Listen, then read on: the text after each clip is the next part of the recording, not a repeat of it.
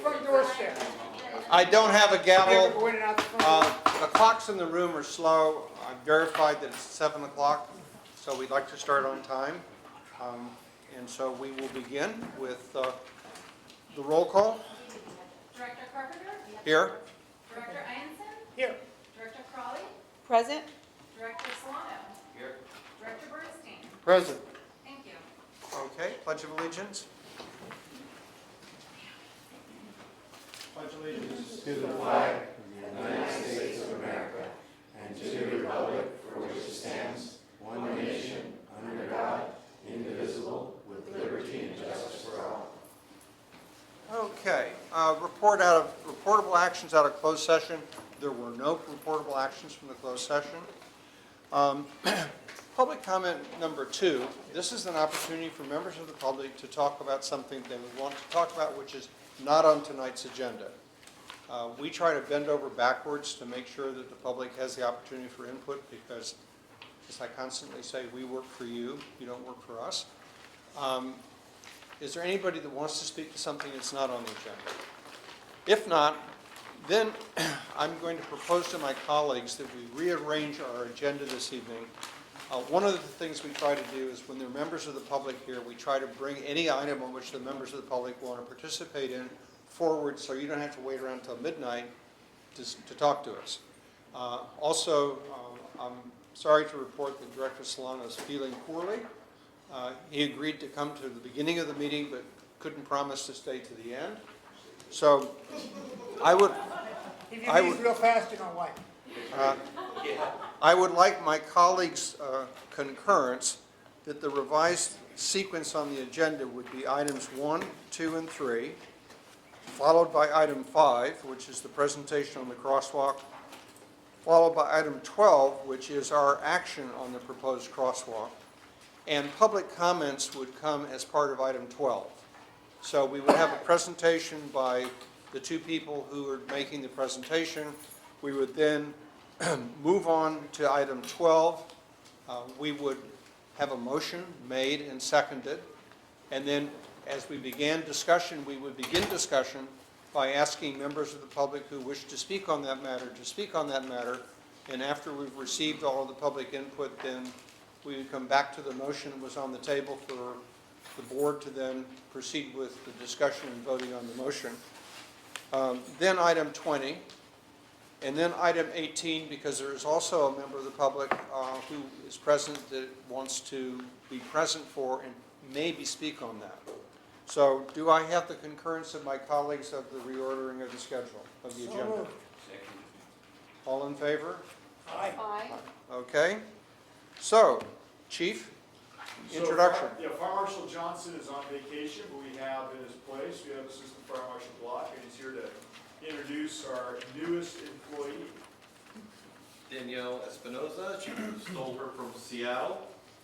She wanted to leave the fog and the rain for a while to visit us. So We didn't expect it to be quite this hot. Yeah, I did it. I brought it with me. I don't know if we're thanking her yet or not on the heat, but it's a pleasure to have her on board in our front office there and keeping us straight. Maybe Daniel, you can just give a little background to the board on yourself. Sure. Before I left to move to Seattle, I worked for the city of Millbrae as the community development admin, and I was there for 7 years. I relocated to Seattle and have done their permitting for their land use program, and now I'm here, going to be the permitting and fire prevention coordinator for Menlo. I'm just very happy to be a part of the team, and hopefully I can start getting going and learn the job as best as I can. Welcome aboard. Yeah. Welcome to the best fire agency in the country. Okay, item 2. Okay, item 2 is introduction of the town of Athens' new police chief, Steve McCulley. So I'll let Steve introduce himself, but we've had a chance to meet already, and he's a nice addition, I think, to the town of Athens. I'm sure the council members would say that as well, but he's also from up north, ironically. Also from Seattle. So I've met a couple of you, and the chief and I have had a couple meetings. Of course, his intermeeting is Celia's, big surprise. Right. So he filled me in on a lot of things, but really happy to be down here. Born and raised in Washington, worked most of my career in Seattle. Washington State Patrol Trooper for about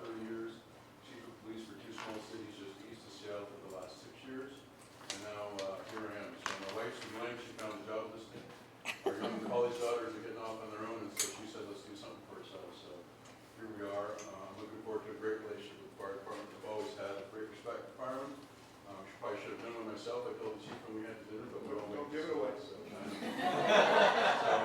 anyway, just really happy to be here and looking forward to working with everybody. So with that, it's been a day of meetings, so. It's like an invasion from the northwest. Yes, it is. Enjoying your weather, very much so. Nice to have you here, Chief. Thank you. Okay, Menlo Park Firefighters Benevolence Activities. Just had a run. He just went on a call.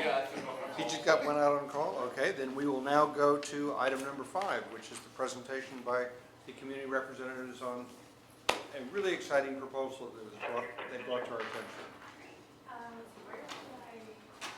You could stand at the podium or wherever you're comfortable. That's better for the report. Director, just to let you know, we do have the new microphone on the podium, so for better audio. Oh, I okay. just want to speak up there. Thank you very much, Chief. Okay, good evening, everybody, and I first wanted to, this is exciting, so I'm pushing too many buttons. I first wanted to thank the Fire District, in particular Chief Schapelhuman and Board President Peter Carpenter for inviting us to come and speak to the Fire District about this exciting collaboration to benefit the children and really all community members in the area. So I'm going to tell you first a little bit about who I am, who Parents for Safe Routes is, why we're here, and then I'm going to turn it over to Jonathan Weiner. Did I get that right? Weiner, who is the mastermind behind the technical components of the route, and he'll go over more of the specifics of the proposal, but I'm going to give you some context. So I'm a mom, and I've been concerned about some safety issues around town for many years. My daughter's sitting here. She's 9. She goes to Laurel Elementary School, and I have a son who's 7 who also goes to Laurel Elementary School, 2 different campuses. And when they started off in kindergarten, I thought, oh great, we're gonna walk or bike to school on Coleman Avenue. And I quickly learned that that was not gonna be a safe choice for us. And I was really frustrated about it, and I finally started emailing anybody that I could find an email address for, and kind of getting not really that far. I started talking to other parents. This was also when the new Laurel campus was being developed, and I was getting concerned about safe route planning for that school. So little by little, I realized this is not just about my kids, this is about all the kids in the neighborhood. And then as I started networking with other parents around Menlo Park, like Cheryl Chofan here, she's over at Law Entrada up by Sharon Heights, I realized, oh my gosh, this is not just a Menlo Park City School District issue, this is everywhere and affecting everyone. Which brought me to launch Parents for Safe Routes. So Parents for Safe Routes was only launched in January. We have grown tremendously in the few months that we've been around. We now have over 300 supporters. We've really kind of hit a spot in the community that was being unserved. And we are committed to getting kids to school safely. And we advocate for walking and biking. We also advocate for carpooling and additional busing. We just want to help get kids able to be out like kids. And we've actually had some big wins since our launch in January. The Menlo Park City Council is now studying an institutionalized Safe Routes to School program in this upcoming year. You may have noticed a crosswalk at the end of Santa Monica on Coleman. So there's been some things that we've been doing, and we're really looking all over town, up from Alameda de las Pulgas down to Chilco and Bellhaven. We really want to take everyone in this community along on our journey. And we also see ourselves as setting up a framework for future generations. A lot of times what happens with parent advocacy, a couple parents are annoyed about a certain intersection or concerned, and they kind of lobby for it, and then their child maybe ages out of that school, and unfortunately a lot of that advocacy work falls down, and then the next parent that comes along has to take it up again. So we're really working to develop something that outlives just one parent and one generation. So the problem in Menlo Park, which you may have witnessed on the streets, especially as being in the fire district, the streets are not particularly safe. So more and more people get in their car, especially driving to school in single occupancy vehicle trips, which brings more cars on the road, which makes the streets less safe, and so on and so on. And we really see this as a public health crisis, both for safety, of physical safety, and also mental health. There's just collective road rage in our area, and our kids are stressed, our parents are stressed, everyone in the community is stressed. So we really feel like we are presenting a solution to this problem, which is safe routes to school. And there are tremendous benefits that have been proven for communities that have developed safe routes to school. It can improve traffic congestion for the larger community. It helps with air quality. There's all the health benefits. It can really strengthen neighborhoods. So if kids are walking and biking to school, they get to know their neighbors that live around town. They're smiling, they're out there. There's more of a cohesive community feel, which I think is something that we would all love to see in our neighborhoods. So when I started working in this, I noticed kind of a Safe Routes 1.0 model, because there have been a lot of Safe Routes efforts done up until now. I like to call those Safe Routes 1.0. And I have appreciated a lot of the work that has gone in the past, but a lot of it, unfortunately, has been a bit inconsistent, a little ad hoc and reactive, and it hasn't necessarily been implemented equitably across town. So you may have one school that has had a lot of attention, and then another school that hasn't. And so there's these E's of safe routes, and they've been kind of applied in a haphazard way. There's engineering, enforcement, education, evaluation, encouragement, equity, and then there's a new one, engagement also, which I'm going to show you. So we're looking at Safe Routes 2.0. You're the first people to see this cool thing. It's still in development, so please don't publicize this. But we're calling it the Strategic Community Partnership Model. And it incorporates all those E's that you kind of saw willy-nilly on the previous slide into a strategic framework where you have all along your work engagement, evaluation, and equity being looked at, because engagement to me is one of the most important pieces and why I'm here tonight. And then you have a foundation being built upon. So you kind of have to have safe streets, and you need to educate your public about how to properly walk and bike and drive. And then you need to make sure you're enforcing, and kind of then you can really say, great, everyone, let's come out and get our kids and everyone on the streets. It's not to say we can't encourage people today, given the infrastructure we currently have, but if we're looking at strategically, this is more of the ideal model. And then wrapping around that whole partnership is the work together of the communities, the schools, and the municipalities. So I don't know how many of you have seen this, but this is a profile of bicyclists in San Mateo County. This is from the 2011 San Mateo County Comprehensive Bike and Pedestrian Plan. And you can see some of different attitudes that people have about biking. And the area that we're kind of working on with Parents for Safe Routes and Safe Routes to School probably is more in the interested but concerned and no way, no how group, and kind of how can we shift the mode of those folks? What can we do to sell them on maybe taking a second thought about how they're getting to school? I have seen a lot of parents out there that are currently walking and biking, even on Coleman Avenue, which for me, I would not be comfortable on. Those might be our strong and fearless or enthused and confident folks. More power to them if they're being safe. And then, of course, we have adults that we're also bringing along on our journey, and that's one of the great benefits of Safe Routes to School, where it's kind of you get the buy-in with the kids, and everybody benefits. Even avid cyclers who feel comfortable on Woodside Road or some of those roads, they can also feel more comfortable biking around Menlo Park. I put this chart here, and unfortunately, my ability to make the boxes relative is not great, so I apologize if the math doesn't look like it adds up on the percentages. But when I think about Safe Routes to School and low danger, low stress, and comfort, which is kind of what we want our community to be able to ride on, you start thinking about some of the large arteries that we currently have available for cyclists in our area. And you kind of need to look at some fundamental physics. And unfortunately, if a car and a bike or a pedestrian compete, a lot of times things don't go well, as you all know as firefighters, for the pedestrian. So kind of looking at Menlo Park, our streets, and what the uses of different streets are, which populations should be encouraged to travel on which roads, is something we really need to be considering. And then also, if we want to look at low stress and comfortable biking, and walking and driving for that matter, we want to think about the speed of cars, the volume, the design and the interaction of the cars, and then obviously a lot of other factors. And then I put in a little tiny asterisk at the bottom, a lot of cyclists also want to balance out these factors with being able to get where they want to go quickly, directly, and where we should think about people are actually going to use, because if we have long kind of convoluted routes, are people actually going to utilize those? So all this needs to be done very thoughtfully, but we're trying to have that conversation around town.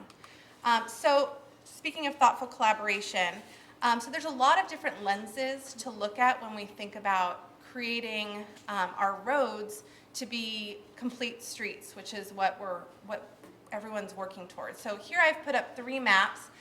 The one on the right you may recognize, and I took a picture of it, and then I'm not good at technology, but that's the primary response route for the Menlo Park Fire District. The middle is the existing and recommended bike facilities from the Menlo Park Comprehensive Bike Development Plan, and then the left is the Hillview enrollment map. And you really need to be thinking about all these different kinds of maps, and there's probably even more maps to think about when we think about our network. And we need to be having these conversations as different stakeholders when we develop this. And so I'm really excited that Jonathan came to me about probably a year ago when the Laurel campus was opening up in the Willows. And he knew I was getting into this stuff, and he said, I know you're thinking about Laurel, but what do you think about this cool idea at Middlefield and Linfield and Santa Monica? And I said, yeah, we'll get there. I've got bigger fish to fry right now. And he kind of kept bringing it up, and I kept bumping into him. And he's really passionate about what he does. And in the meantime, I had reached out to the fire chief about the community partnership that Parents for Safe Routes is developing.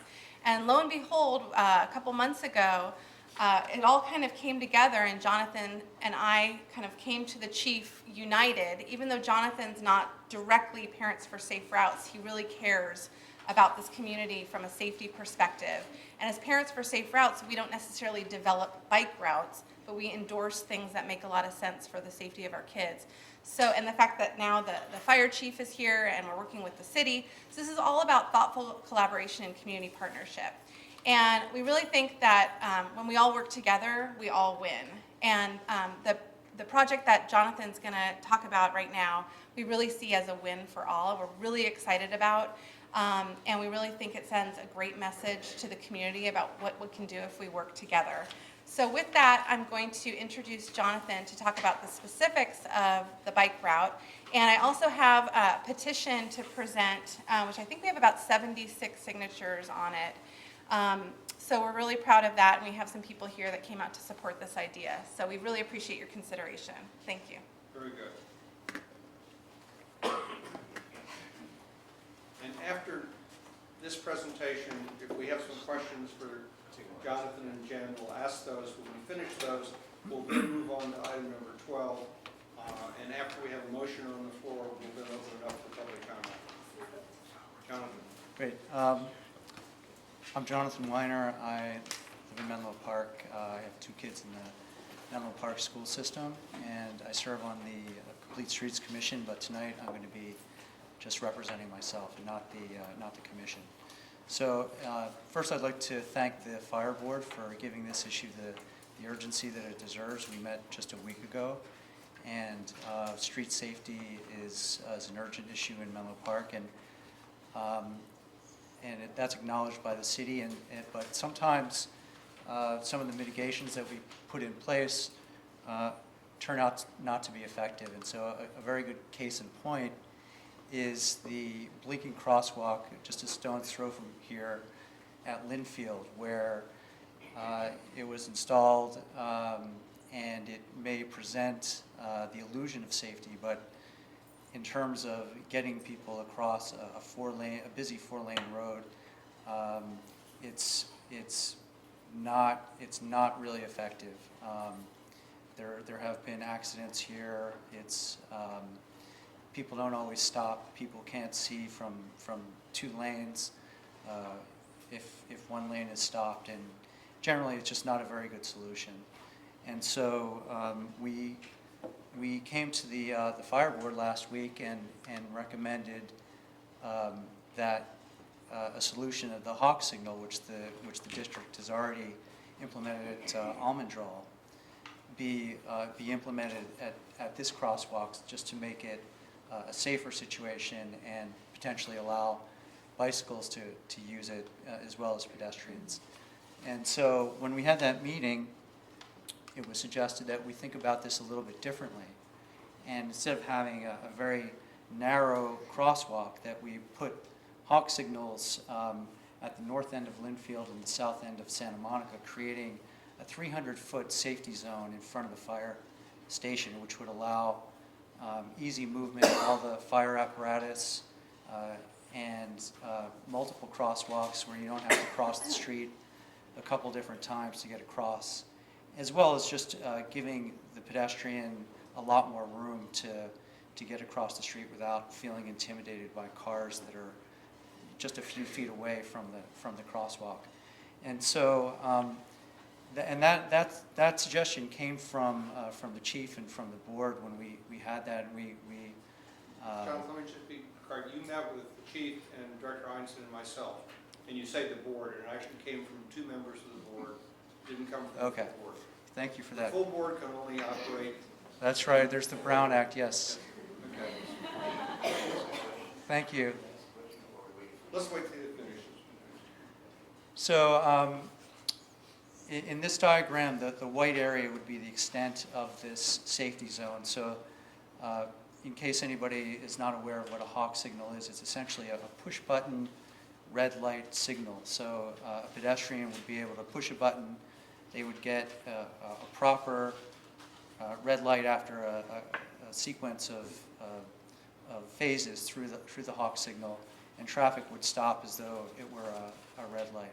And so the little circles with the orange line show potential pedestrian locations that you could cross the street. So instead of having just one location at the north end of Linfield, you have them at Santa Monica, you have them at the firehouse itself.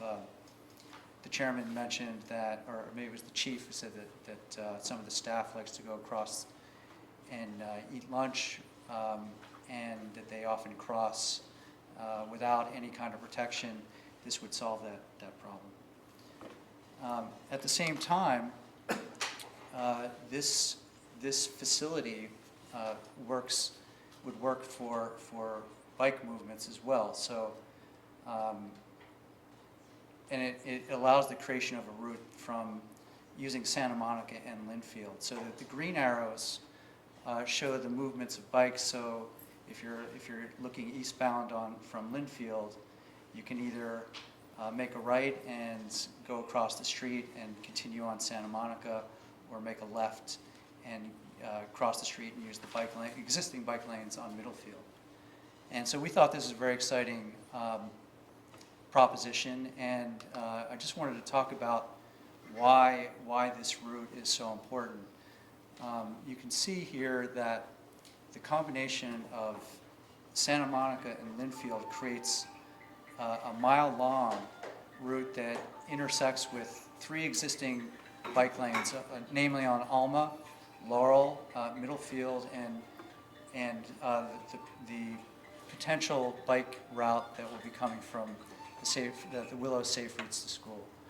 And you can see the kind of yellow shaded area towards the top of the diagram. It allows all of the people who live there a very safe and quiet route to get to 3 different parks, Vintage Oaks Park, South Seminary Park, and Burgess Park, the library, City Hall, all on very quiet streets without riding on Willow Road. So the key to it is this zone in the white box that connects these 2 pieces that are currently disconnected. So just to compare and contrast, Willow Road has lots of traffic. It's essentially the major freeway entrance and exit extended into Menlo Park, whereas Santa Monica is almost like a country road. There's very little traffic on it. It abuts a park and some open space.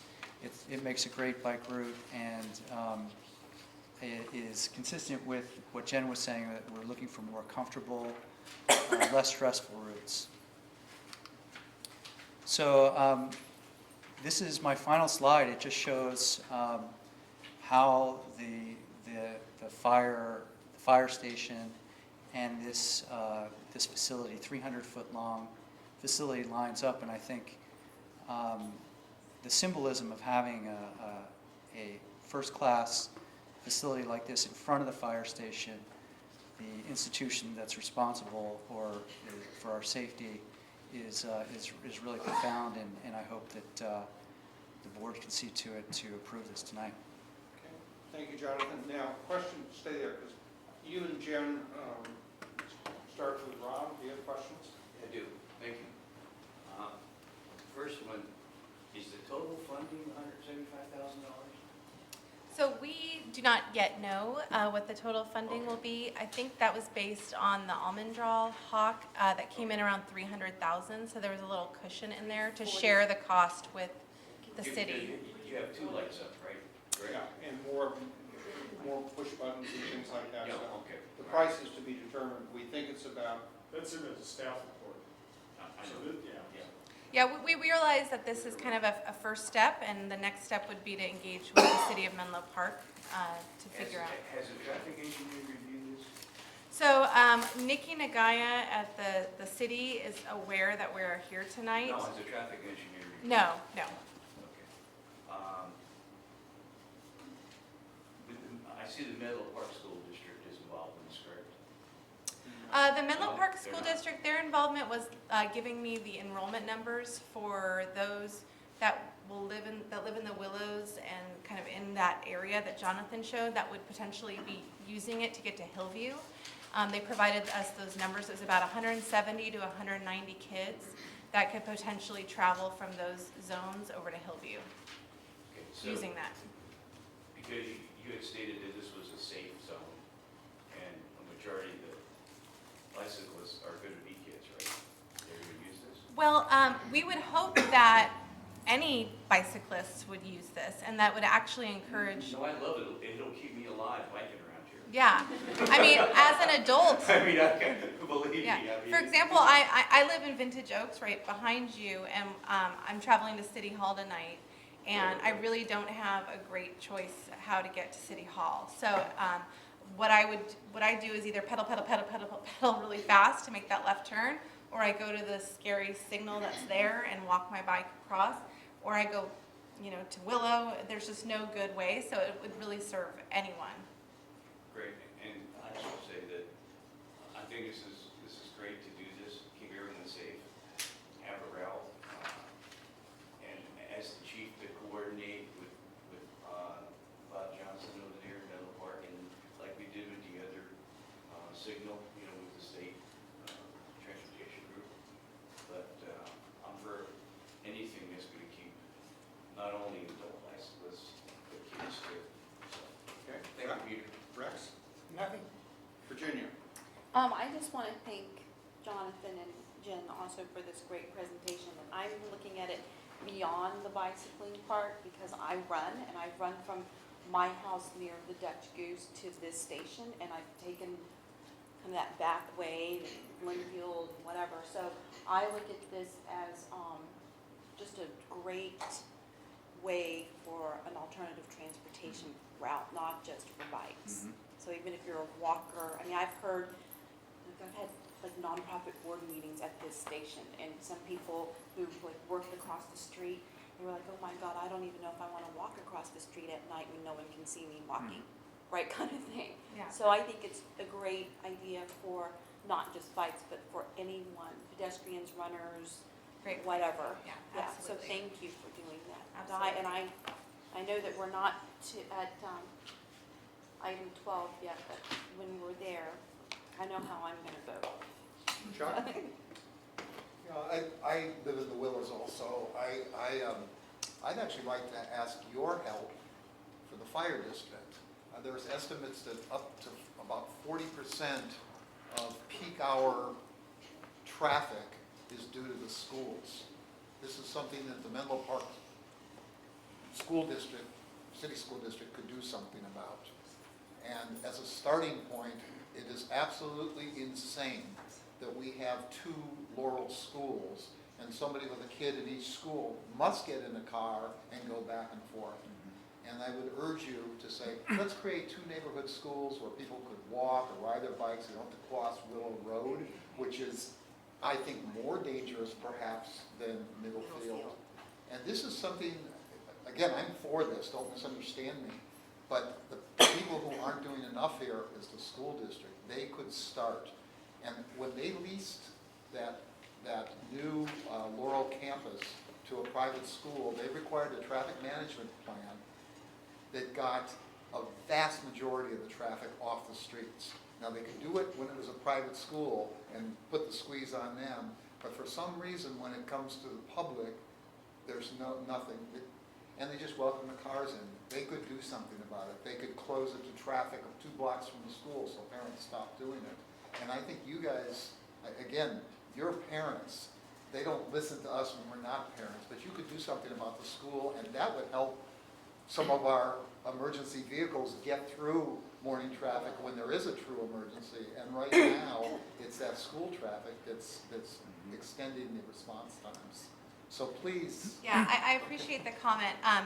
The decision to make 2 schools, 2 campuses of the same school was not necessarily what I would have preferred. Being a mom that needs to cross Willow Road, because both my kids go to the 2 different schools.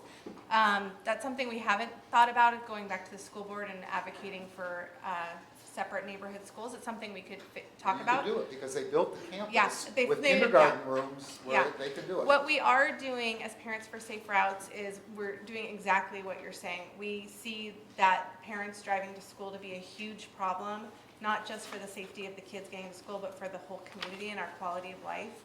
And so we're going through all of those E's. The education, we're trying to educate parents on better behavior for drop-off, pickup, or active modes of transportation. We're advocating for more busing. We are working on education in the classroom so parents feel more comfortable letting their kids bike and walk to school. So we really see ourselves as kind of lobbying the schools as well to do that kind of TDM that they might not necessarily want to do on their own. We have fantastic parent Jen, coordinators. Jen, can Yeah. I call a timeout on this? Yeah. Because it's really not, you know, Yeah, this the issue. school Yeah. district. If you want to talk offline, I'm happy to talk to you about this. Okay. The only comment I have is, and I'm very pleased that there are so many members of the community here tonight. This is a really good civics lesson. Jen and Jonathan came to the chief 2 weeks ago, Roughly. and then he called Rex and I, and the 5 of us met last week. Was it Monday or Tuesday? Wednesday. Wednesday of last week. We put this on the agenda. The chief will talk about the staff report, et cetera. We immediately saw this as an opportunity for a collaboration between the community and the fire district to do something which would be beneficial to both of us. We've had great experience working with Atherton in terms of the Hawk Signal at Almendral and El Camino, which was a very difficult intersection for us to cross when we were leaving that station. This station is equally problematic when you've got 4 lanes of traffic and you're trying to move out of it quickly. And so you walked in and said, let's replace that one crosswalk with a single hawk. We said, wait a minute, no, let's make a hawk box and solve both problems. And here we are, less than a week later. It's an action item before us.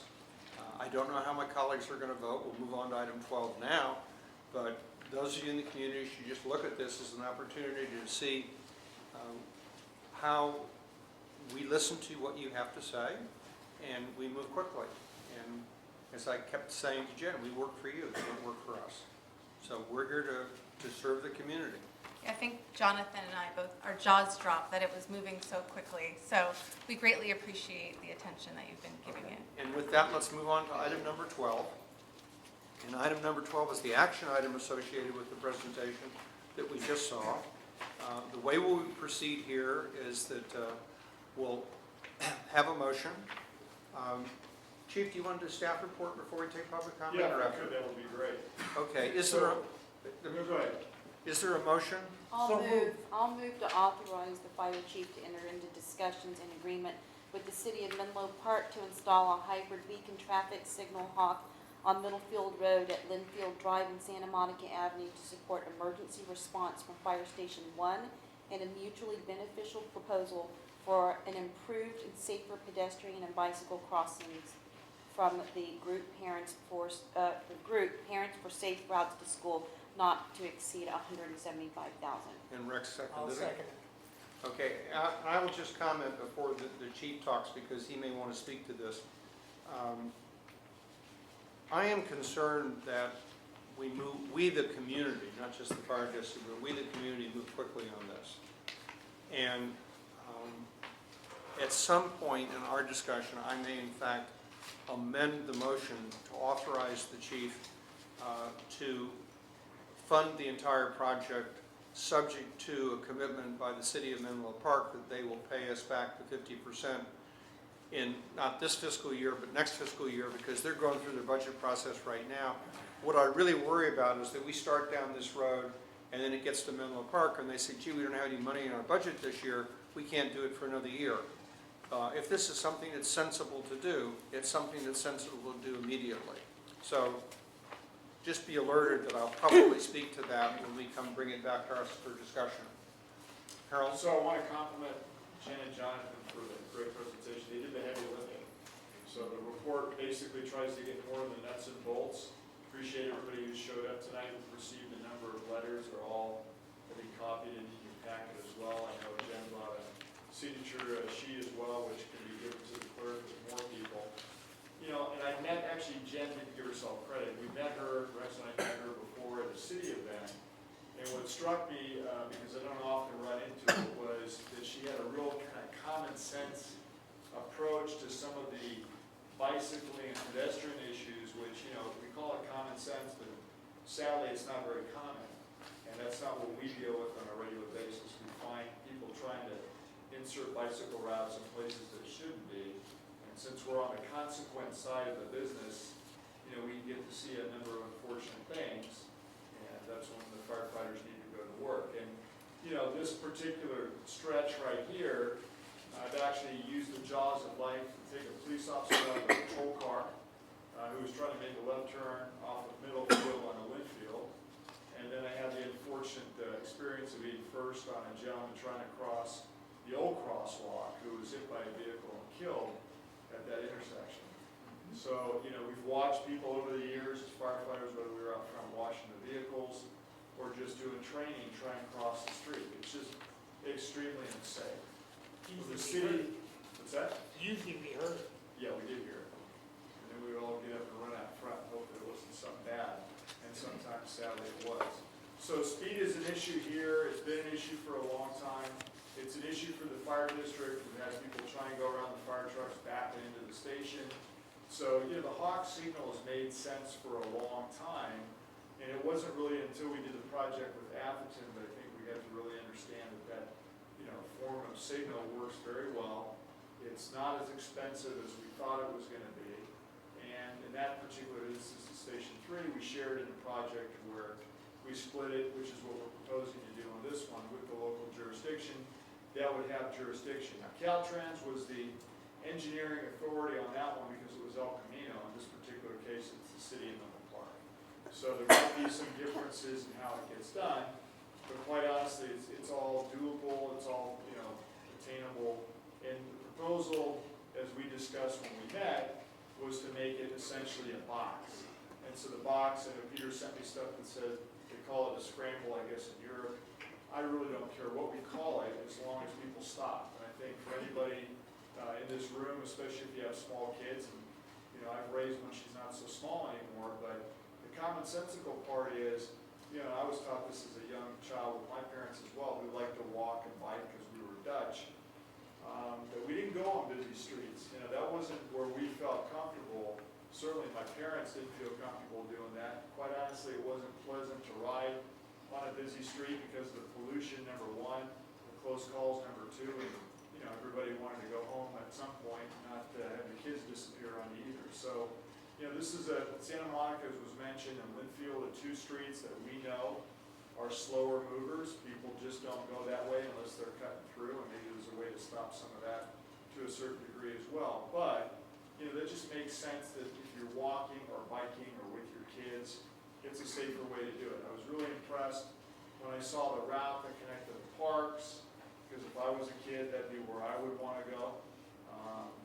And hopefully eventually when they put a route underneath the railroad tracks to El Camino, that will further kind of amplify what can be done here. But to kind of summarize the staff report, again, I've been dealing, as you know, with multiple entities and multiple folks and jurisdictions and staffers and elected officials. And, you know, as a compliment again to these two, I rarely deal with, I think, something that was so easy, so simple, and so straightforward in the approach that, again, I give them the compliment. And it's just, to me, it was an easy sell. That's why I asked the two directors to come meet. You know, we're at a period in a time where we can do this within the next fiscal year. The money is available. Again, we know somewhat of what the costs and how it works would be, and I think it would be a perfect fit. So, will it be exactly that amount? That's hard to say. But, you know, at least it's a starting point for putting this in. And just so that everybody understands, there'll be two ways of activating this. The pedestrian or bicycle can activate it.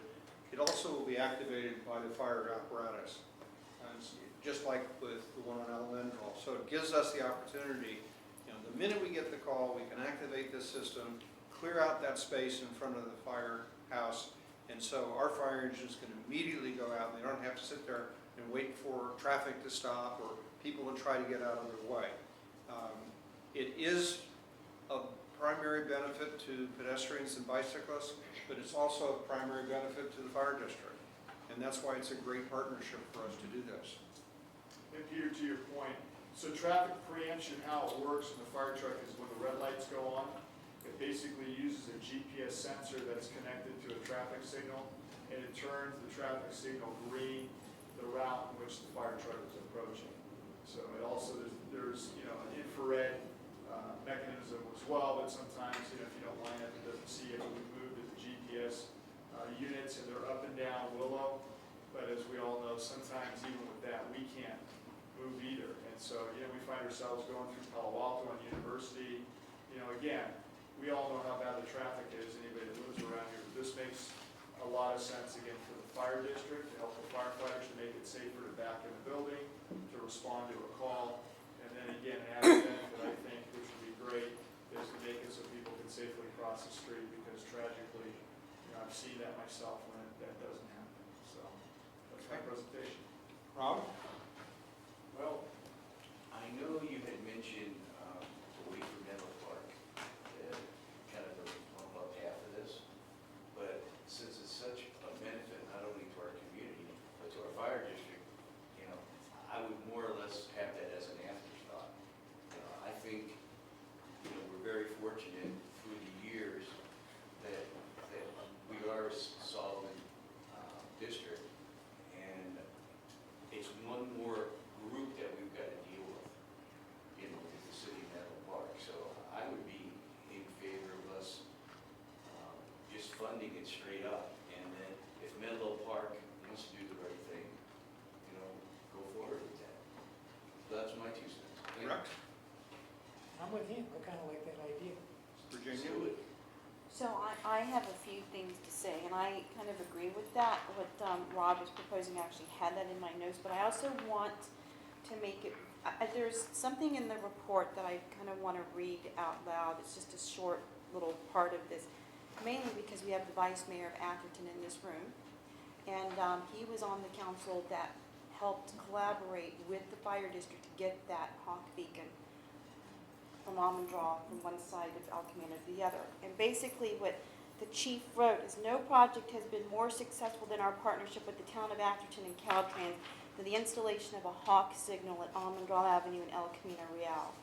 The total joint cost was less than $300,000, and the town of Atherton and fire district equally split these costs 50-50.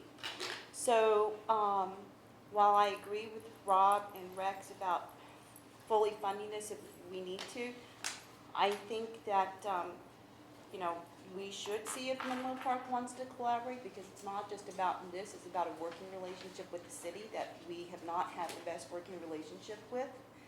And, but I don't want to set anyone up for failure, so I think that the the backup plan is a good plan to fully fund it if we can. But I want to kind of speak to our elected counterparts on the Menlo Park City Council that this is such an important thing for our kids. This is not about politics, this is about safety, and that's our charge as a fire district. And I am so glad that y'all came to talk about the safety for kids. And I see it as an expanded, just alternative transportation route for anyone who wants to enjoy riding or running or walking or whatever. So I hope that the city council will do the right thing, as Rob said, to help fund this, because they should have a stake in the ground for this as well. And I want to thank the town of Atherton for doing this with us 3 years ago in a very, very short amount of time. And, you know, that was a great partnership. So I wanted to, thank y'all for presenting and to thank Atherton for working with us in 2015. I have a question for you, Harold, about other possible sites. I was thinking about this. Having, kind of gone over to East Palo Alto a few times, that street where the fire station faces, I think University is a nightmare. Is that something that we can even consider doing with the city of East Palo Alto? Because if you go behind the fire station, there's East Palo Alto Charter School, East Palo Alto Phoenix Academy, you have that whole Runnymede side of the street. And then on the other side, and I'm not trying to get off topic, I just want to ask if that is a possibility. The other side is Green Oaks Academy, the other side is University. So I don't know if that's even a possibility, something we don't have to look at today, but I just want to put it out there that other sites. So it's in the questions that Director Bernstein had asked in advance. Oh, I didn't see. He asked about each one of the stations and if the same thing could be done. It would be a version of that because it would not be a hawk signal. Yeah. That's a traffic signal really needs to get moved in front of the ramp, but that's also a state highway, so there's a, there's a difference there. That traffic signal works well for people crossing the street. There's a different set of problems, but there are stations where we could do similar things. This is probably one of the more important ones, only because, like Almondrell and El Camino, which is 6 lanes, Right. this is 4 lanes. And people come off of Willow or, they're hitting a high rate of speed. I mean, that's what we experience. That short distance, they get up to go on 40, 50 miles an hour on this stretch. So, okay, so do you want me to amend No, my well, motion? we're now asking the Oh, chief questions on the yeah, staff that are report. not- We've okay. not brought it, Perfect. and then we go to public comment, and then we'll come back for Okay. discussion. So I'm done, so Do you thank have you. questions for the chief, Chuck? Yeah, I was wondering, is there any conflict from a safety standpoint in terms of the departure of a fire engine from the station and pedestrians or bicyclists on the road? Sure, that's always a concern. And people regularly, use the crosswalk here and come across the ramp. So it's a matter of mutual respect, I guess is the best way to put it. The bicyclists stop, the pedestrians stop, and the fire trucks are watching out for people who are crossing, over the ramp or over the crosswalk. So, that's not a new situation at this station because people do regularly walk by and go down. But now we're creating, let me say, I'm for this project, this is not something to stop it, but I'm wondering if maybe we shouldn't have some sort of audible alarm on the fire engine, because what we've done is kind of created an oasis of safety here, which could be illusory if in fact the engine gets a call, so that as the doors come up or an engine sorts, it seems to me there ought to be some sort of audible warning to clear. It's called a siren. Yeah, usually as soon as they clear the door, they. Is the siren on immediately? Yeah. You bet. Okay, well, So if that, the they roll- ramp distance is When long they go enough out to where they slow, can pull out of the station. When they pull out. They can see people, people can see them. So that's not which is a consideration if we rebuild the station too, that's a long enough distance to allow that to occur. It hasn't, in all the years, and Director Hines has probably worked here as long as, I have, as far as at this particular station, but I spent half my career at this station, and I can tell you, there was never really a problem unless a bicyclist was trying to beat the fire truck. But I don't recall that we've ever hit anybody on a bicycle or hit a pedestrian. Okay, I'm not going to go to public comment. I have one person, David Lehman. That doesn't mean other people can't also speak. We have a relatively loose procedure here. We want to hear from the public. We don't have a rigid time limit as long as you stay on topic. So David? From there, yeah, the microphone will pick you up. If you go, and then we'll have it on the tape. Okay. Hi, my name is David Lehman. I've lived in Menlo Park for about 40 years, and I've had a house, I was trying to point in the right direction, down here on Gilbert for over 20 years. And I sent this email to the chief, and I'm pretty much just going to read it. On the 20th of July 2015, I was riding my bicycle from Santa Monica to Linfield. I was hit by a car in Middlefield while making that left turn. A witness said the driver was going fast and changed lanes suddenly around the witness and hit me. I recall very little of the collision. My bicycle helmet was broken in 5 places, but it spared me from major damage. I had a concussion and a bruise at the edge of my brain. I spent 2 days in ICU at Stanford and 3 more days before I came home. I've been lucky to have recovered very well. I also feel lucky to have been hit in front of the fire station. I think I got a fast response. I've crossed that intersection thousands of times, and I still ride that way frequently. The traffic's often heavy and moving very fast. Drivers seem distracted and in a hurry. The current crosswalk and warning lights at Linfield seem like a very slight safety feature, and I worry it might give a false sense of safety to more naive cyclists and pedestrians. It's absolutely not safe to assume cars will stop. The double hawk beacon seems like it would be a big improvement and would not only stop traffic when people make the crossing, it would not only stop traffic when people are making the crossing, I'm sorry, I'm reading this wrong. It would only stop the traffic when people are making the crossing or the fire department needs to use that space. Thank you. Thank you, David. It's nice to have a first-person account of what we're trying to prevent. Now, we also, yes, ma'am. Oh, sorry. Yeah, would you like to speak? I would like to speak. Please go I ahead. didn't have a card though. That's okay. If you would just tell us who you are. You don't have to under law, but you're welcome. We'd like to know who you are just for curiosity's sake. I'm Katie Baruzzi, and I bike in this area a lot. I'm also on the Complete Streets Commission, but I'm not speaking for the Complete Streets Commission tonight. I have one thought, which is, first of all, this is great. My husband rides this way. I would love to know that when he makes a left turn off Santa Monica on his bike in the mornings, that he's not going to get hit by somebody. This would make me really happy. One comment that just is a potential slight design thing to consider is that when we used to live in Linfield Oaks, we would come out of Linfield Oaks and sometimes make a left turn out of Linfield here. And I could see that. I don't know if in this design there's a consideration for people who might be turning off Santa Monica or off Linfield, drivers. And I just want to make sure that, maybe I'm dense and it's really obvious and I just haven't noticed, but I want to make sure that if somebody's in the crosswalk somewhere, that a driver doesn't not see a signal that they need to stop. I think there's some design details that are obviously going to need to be worked out with Okay. this. And that would be the next phase of this. Okay.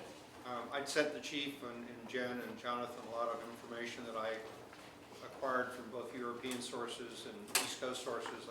For example, if you've been in New York City, there you have major intersections which are scrambles where it's red in all directions and people just go all over the place.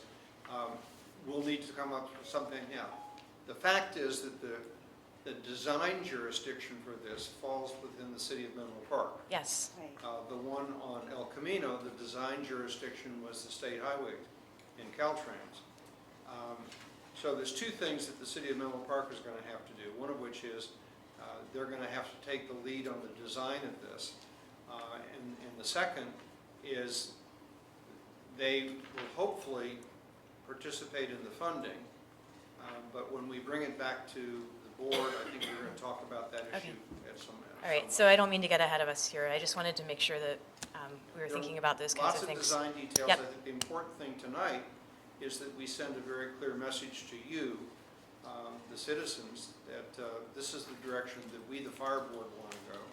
And then part of your challenge is that you then are going to have to lobby the other party, which is the city of Menlo Park. And that's going to be a slightly more difficult challenge. I think if we might be able to make it easier for you by lowering the economic barrier for them, but there is still, moving things through the city council of Menlo Park is very different than moving things through the fire board. Any other comments from the public? Yes, sir.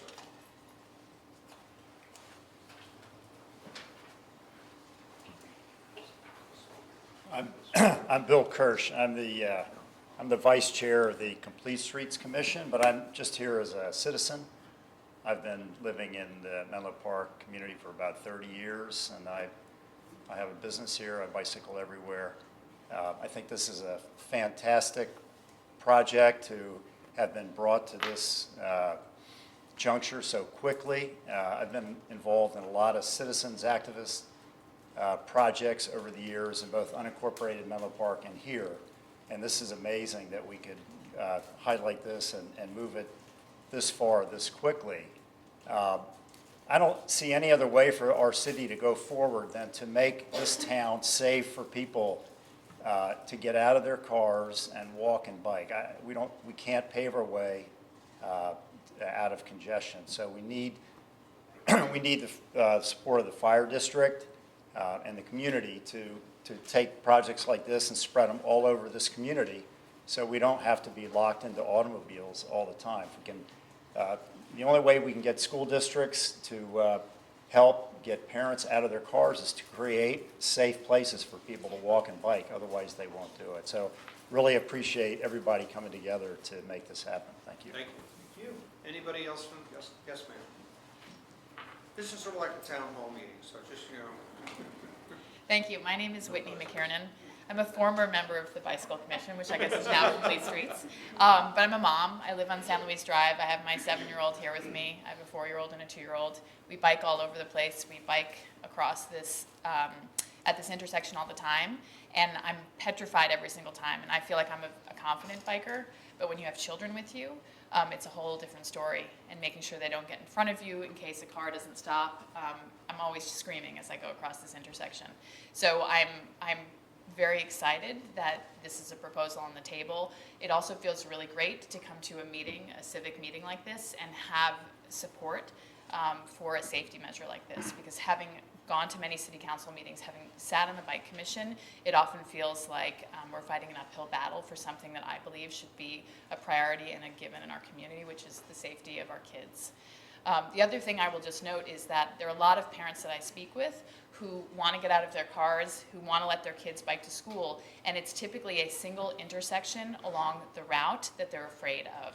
So if you're coming from our side of the neighborhood going over to the Upper Laurel, the intersection at Willow and Gilbert or Willow and Coleman can be scary because there's so many cars and getting kids across it can be dangerous. So this idea that we can kind of knock down these dangerous intersections and make them more suitable from an infrastructure standpoint and increase the safety, I think is a great one. And when Mason gets to go to Hillview several years from now, if this is in place, I'll feel much more confident letting him ride with his friends or by himself to get to school. So thank you for your leadership. I appreciate it. okay. Other members of the public like to speak on this?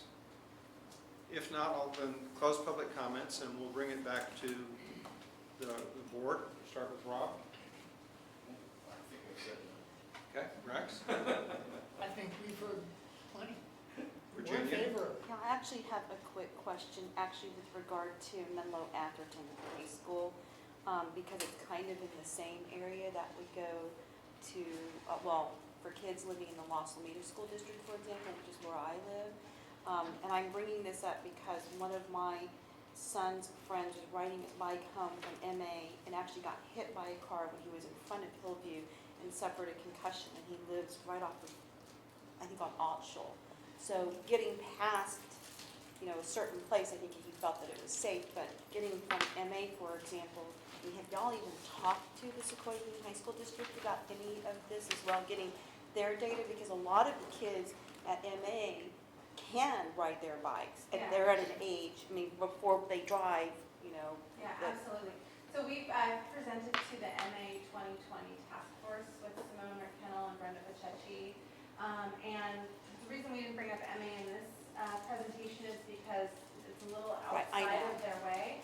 But we're working heavily with them. Ramona Murray just had a son graduate from there. She's been working very actively with the high school. And we're really, Palo Alto High School, they have a 40% bike rate for school. Their middle school is 50%. They've been doing this for about 15 more years than we have. We're trying to catch up.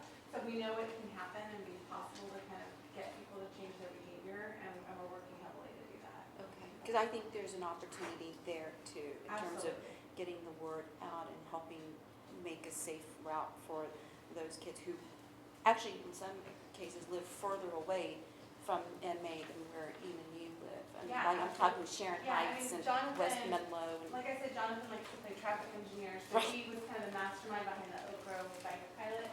So that's kind of an MA route. We think that there's a lot of things that we're working on that will help MA kids, so we're kind of trying to get our hands in everything.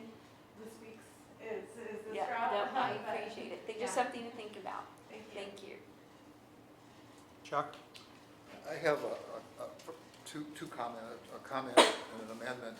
My comment is that I appreciate, Rob, the thought of wanting to get this done, and I agree with that.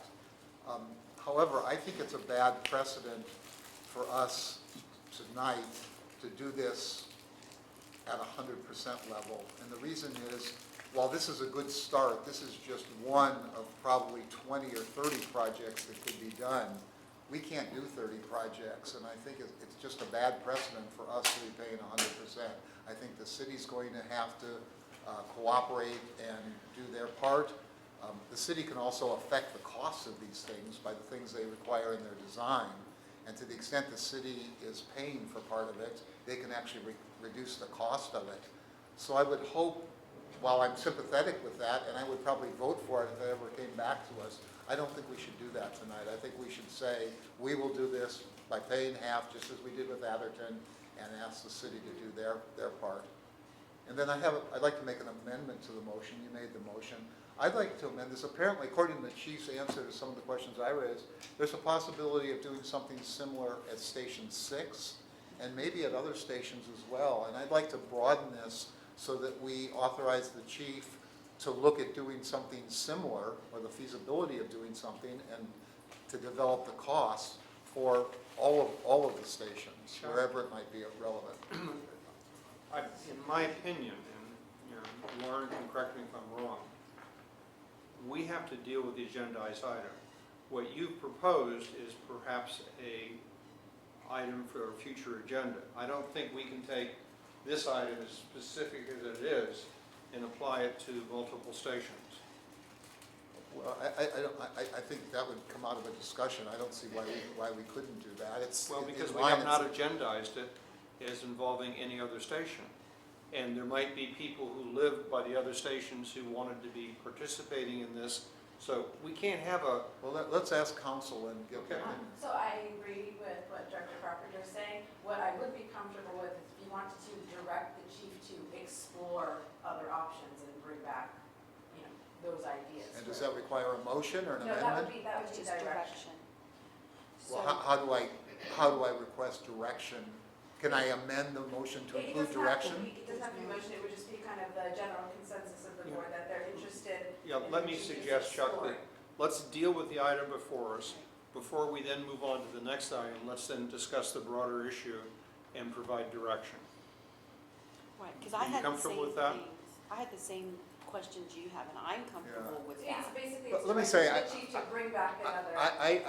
It seems to me when you have public debate about something and the horizon broadens, that public debate is how the motion gets The problem is, formulated. in this case, the staff report and the agenda item are talking about a specific. Specific Yeah, dollar but amount. the staff report also didn't say we're gonna pay 100% either, and now that's been proposed, so I mean. No, the at what- motion's on the table for the specifically 175,000. In this That's case, the in this motion. case, I do think we have to act on the approval of this particular project. Right. But I'm with you to have, after we approve this. But if you'd like the chief to have some discussions about possible alternative sites and bring that back for board discussion and approval, that's would be perfectly acceptable. Yeah, we can do both, we just can't do it as part of the same motion. Okay? So now, what I'd like to do is try to respect the different perspectives. I'd like us to amend the motion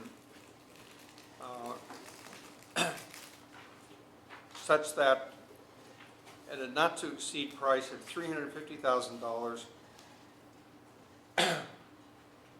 while requesting 50% participation by the city of Menlo Park.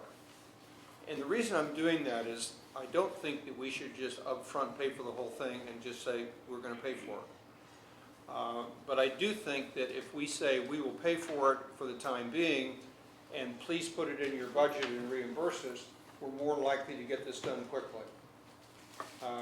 I can see a situation where the city of Menlo Park would say, well, gee, we think this is a great idea, and we'll put it in our budget for next year, which means another 16 months from now before we'll even get to it. So I'll probably need to work with Lauren and Michelle on the exact language of that, but the intent would be to authorize the chief to proceed with this project and that we would fully fund it with the understanding that the city of Menlo Park would agree to reimburse us for 50% of the project at a future time. So can I ask you a question? So that's a proposed amendment. Is there a second for it? Second. Okay. So just to make sure we're all clear, Michelle and I, so you would still be asking Menlo Park to pay for half, but they could pay it at a later date, it wouldn't have to be an Yes. upfront payment. Yeah, because I'm worried about their fiscal year. I know that they're dealing with their budget, I think probably even tonight. But you're not authorizing the full project cost without reimbursement. Right. Right, and That's there is a part in the staff report that talks about that. That's So we can take Yes. that language That and language insert was, yeah. that in there. And that So- was put in because I raised that issue with the Right, chief. So I have a question with regard to that amendment, which I'm not against, but this is actually for the chief. So, Harold, in your dealings with them, which, I mean, we haven't been in this situation before, what do you think the likelihood of the shared costs, what do you think the likelihood is of sharing costs? And I guess if Menlo Park declines, we'll be paying for the whole thing. So there's a reason there's not a resolution in here, right, which would be the normal way that you would execute spending of money. It's because this is a one-sided agreement right now. And, you know, the board are essentially making a commitment, but we're not in charge of engineering, we're not in charge of the roadway, so there has to be a will on their side to pick this up, or it can't go forward. But I think the way So- you did this in Atherton was with the memorandum of understanding. Right, no, I know. So I guess my thing is, my big concern is, let's say we're gonna move forward with this, and they're in charge, they're the lead agency, and based on our They have to be. experience, but based on our experience, it hasn't been that easy. So if they decide not to move forward with this, then I guess we're not gonna get anything, even if we allocate $350,000, is that correct? Possibility. Yeah, they own the road. No, I know, I just want. They own the road. We can't do anything to it. So I just wanna And- make sure that that is the understanding, because I don't want the fire district to be in a situation where it's like, well, you haven't done enough, which is not the case at all. Because we've been in that situation with, No, I think as we So- walk out of this meeting, assuming that this amended motion passes, there are two groups of people who have a real job. The first person is the chief, but the second person is the community. right, You know, you folks have got to go to City Hall and say, hey, guys, you know, you don't have any excuse. Let's do this and do it now. Hang on, how you over it. Depending on how this goes, I'm gonna try to go make a comment on maybe the budget. So, can I respond to that? Please. So, you want to be cautiously optimistic, all right? So there's a difference between our history with the city and us asking in particular for them, I'll say, to do the right things with development and have a share in revenue versus this particular case where you're offering revenue to complete a project. So most of our experiences with the city have been asking for them to do the right thing according to us, right? To give us something because there was something to be gotten towards the common good. In this particular case, it's the other way around. We're offering them to give them money to do something that would benefit the community, and all they need to do is pick it up. So, but they also have a goals sheet, they have a priority list, they have a project list. There's probably some of the people on the commission can tell you of the way in which they do ordering. So, you know, I can ask, that doesn't mean they reverse or change order. But, you know, again, I like to think this is a great thing. There's a lot of people sitting here tonight. I'm sure they can put a lot of, you know, elbow power towards, you know, leaning in on this to make it happen. I mean, the first step really is, right now, is within, you know, a few weeks, there could be several $100,000 that's available as an incentive. I mean, that's more than, you know, we had, if you do this action tonight, that's sitting there for them to take advantage of, so. Okay, I hope it's enough. thank you. Chuck? I just want to clarify what, first of all, I don't know, has the amendment now been accepted, or where are we with the amendment? We have a motion that's been amended, and the amendment has been seconded, so that, we now have an amended motion. Okay. And that's the item that we're discussing. Excuse me, did Director Solana, did you second that? Thank you. And so I want to be clear, we're not authoring an expenditure of more than $175,000, but we will finance the other $175,000 if that proves necessary. Is that Right. And I would point out, and I think the chief made reference to this, before we actually could proceed with that commitment, this would have to come back to the board to approve an actual amount. So, well, that's not how I read that. I didn't Well, understand no. that. That's what I'm trying to understand. you know, at some point, we will enter an agreement like we did with Atherton. And so, what I would describe this as a statement of intention. This is what we want to do. I see. And when we and the other party have reached an agreement, we will then come back with an actual memorandum of understanding which codifies the agreement. So, to put it sort of in terms of the items that we discussed in closed session, we're authorizing the chief to go and negotiate Right. this deal, and we're giving him some parameters. And one of the parameters is, if it's absolutely essential, we'll pay the cost up front, but we expect to be reimbursed for half of it out of your future budget. So we are not this evening authorizing expenditure. What we're doing is we're giving very specific authorization to the chief to work with the city of Menlo Park, come up with an agreement, and then come back to us, and we will then decide whether we want to be a party to that negotiated agreement. Okay? Thank you. Okay. Okay? I'll call for the question. All of those in favor? Aye. Opposed? None? Well, I'd like to take this opportunity to thank the members of the community who took the time to come here tonight. Your job has just begun. Yeah, We've please done help us, please help us. I don't say this with any malice, but good luck. No, No. we're asking I'll for tell you your one help. thing is that I don't think it's, in truth, it'll be as easy to work with Menlo Park as it was with Atherton. Because Atherton, I mean, they had people getting killed going across the street and realized they needed to do something. So they stepped up to the plate and did it. Good luck. And we're here to help. And don't get discouraged. Just keep Okay, now we're going to move on to item 18 because we, Mr. President, yes, sir. Oh, excuse me, that's right, we have to go back to the direction to you said staff. we could talk about direction Yeah. of staff. And Harold, what I read in terms of both Director Bernstein's question to you before the meeting, et cetera, is that now that we've decided to try to move forward on this one, would you, at the July or August meeting, come back to us and say, what other traffic improvements should we make in conjunction with the other stations? Yeah, and you know, let me just offer this up because I've been thinking about that. I'm sorry Jen stepped down. You know, I think it can be broader than that, but I'll start there. Because I think what this really opened up for me is we've been dealing with a lot of people on these issues for a long time.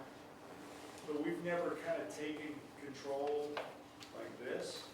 So it's kind of nice to see that things can move forward in a positive way, that, you know, people in the community do appreciate safety as a priority. And I think, you know, what better organization in some cases to maybe even go beyond the stations and start to I wouldn't say dictate, work with the community to figure out what truly are safe routes.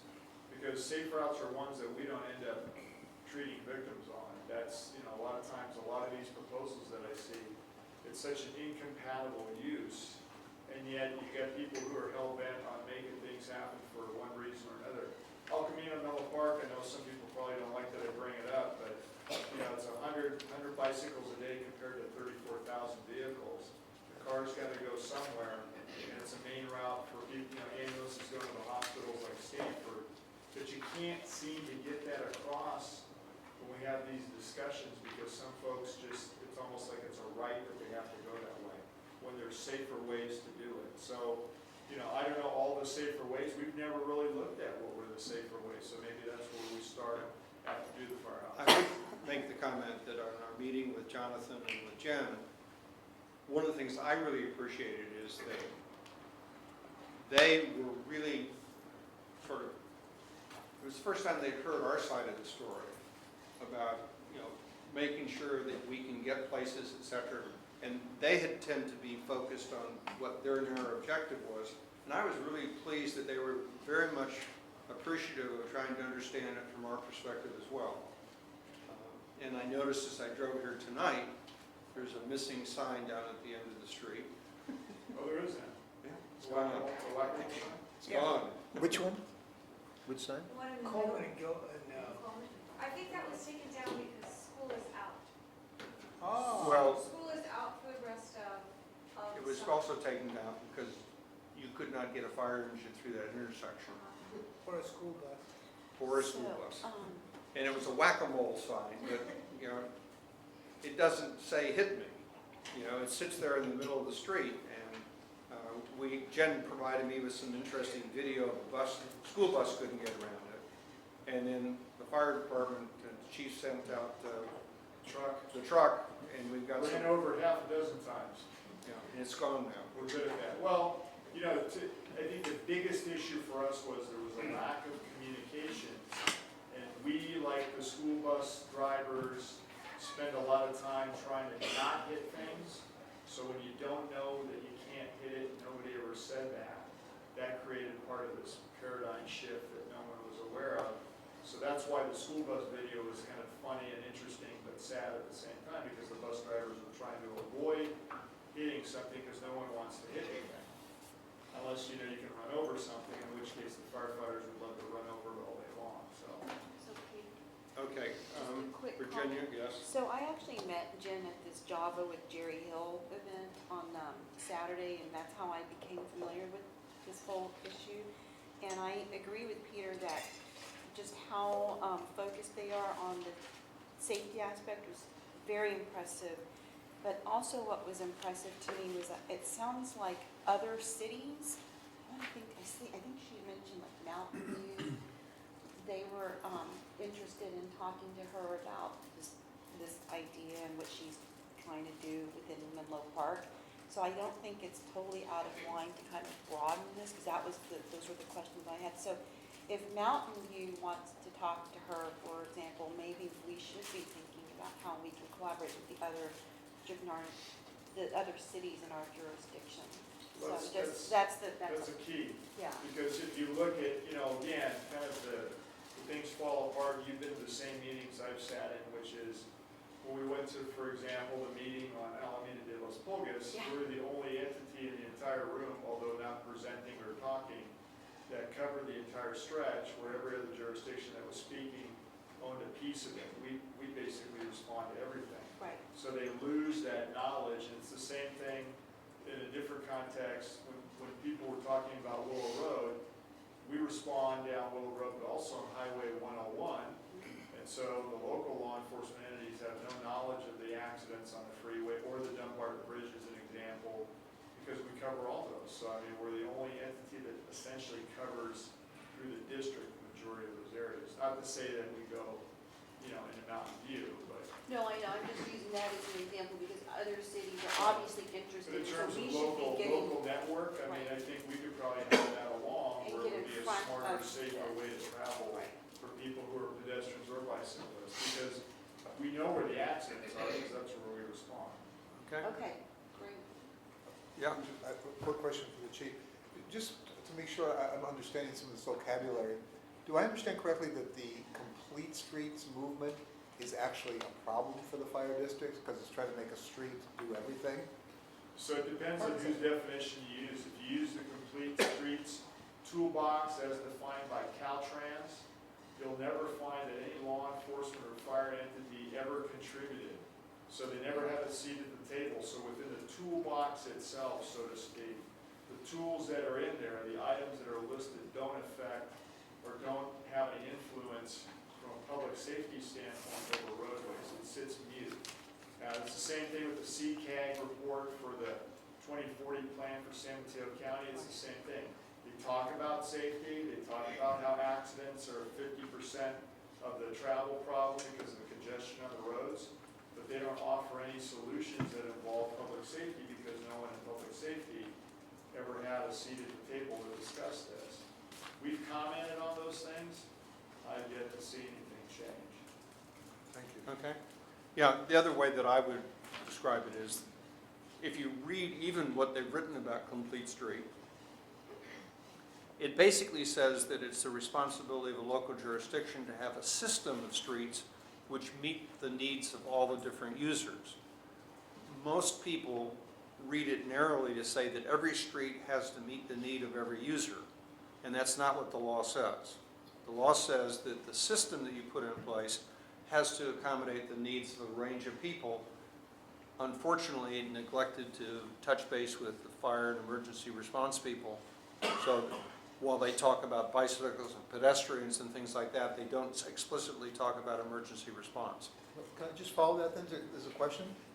Would it be unreasonable for us? We put out this map of our primary response routes. Would it be unreasonable for us to publish our recommendations of bicycling streets? No, and I think that's kind of where I was going. I mean, you know, this has been a great experience in the discussions that we've had, like I said, with people who have a level of common sense that I'm not typically familiar with.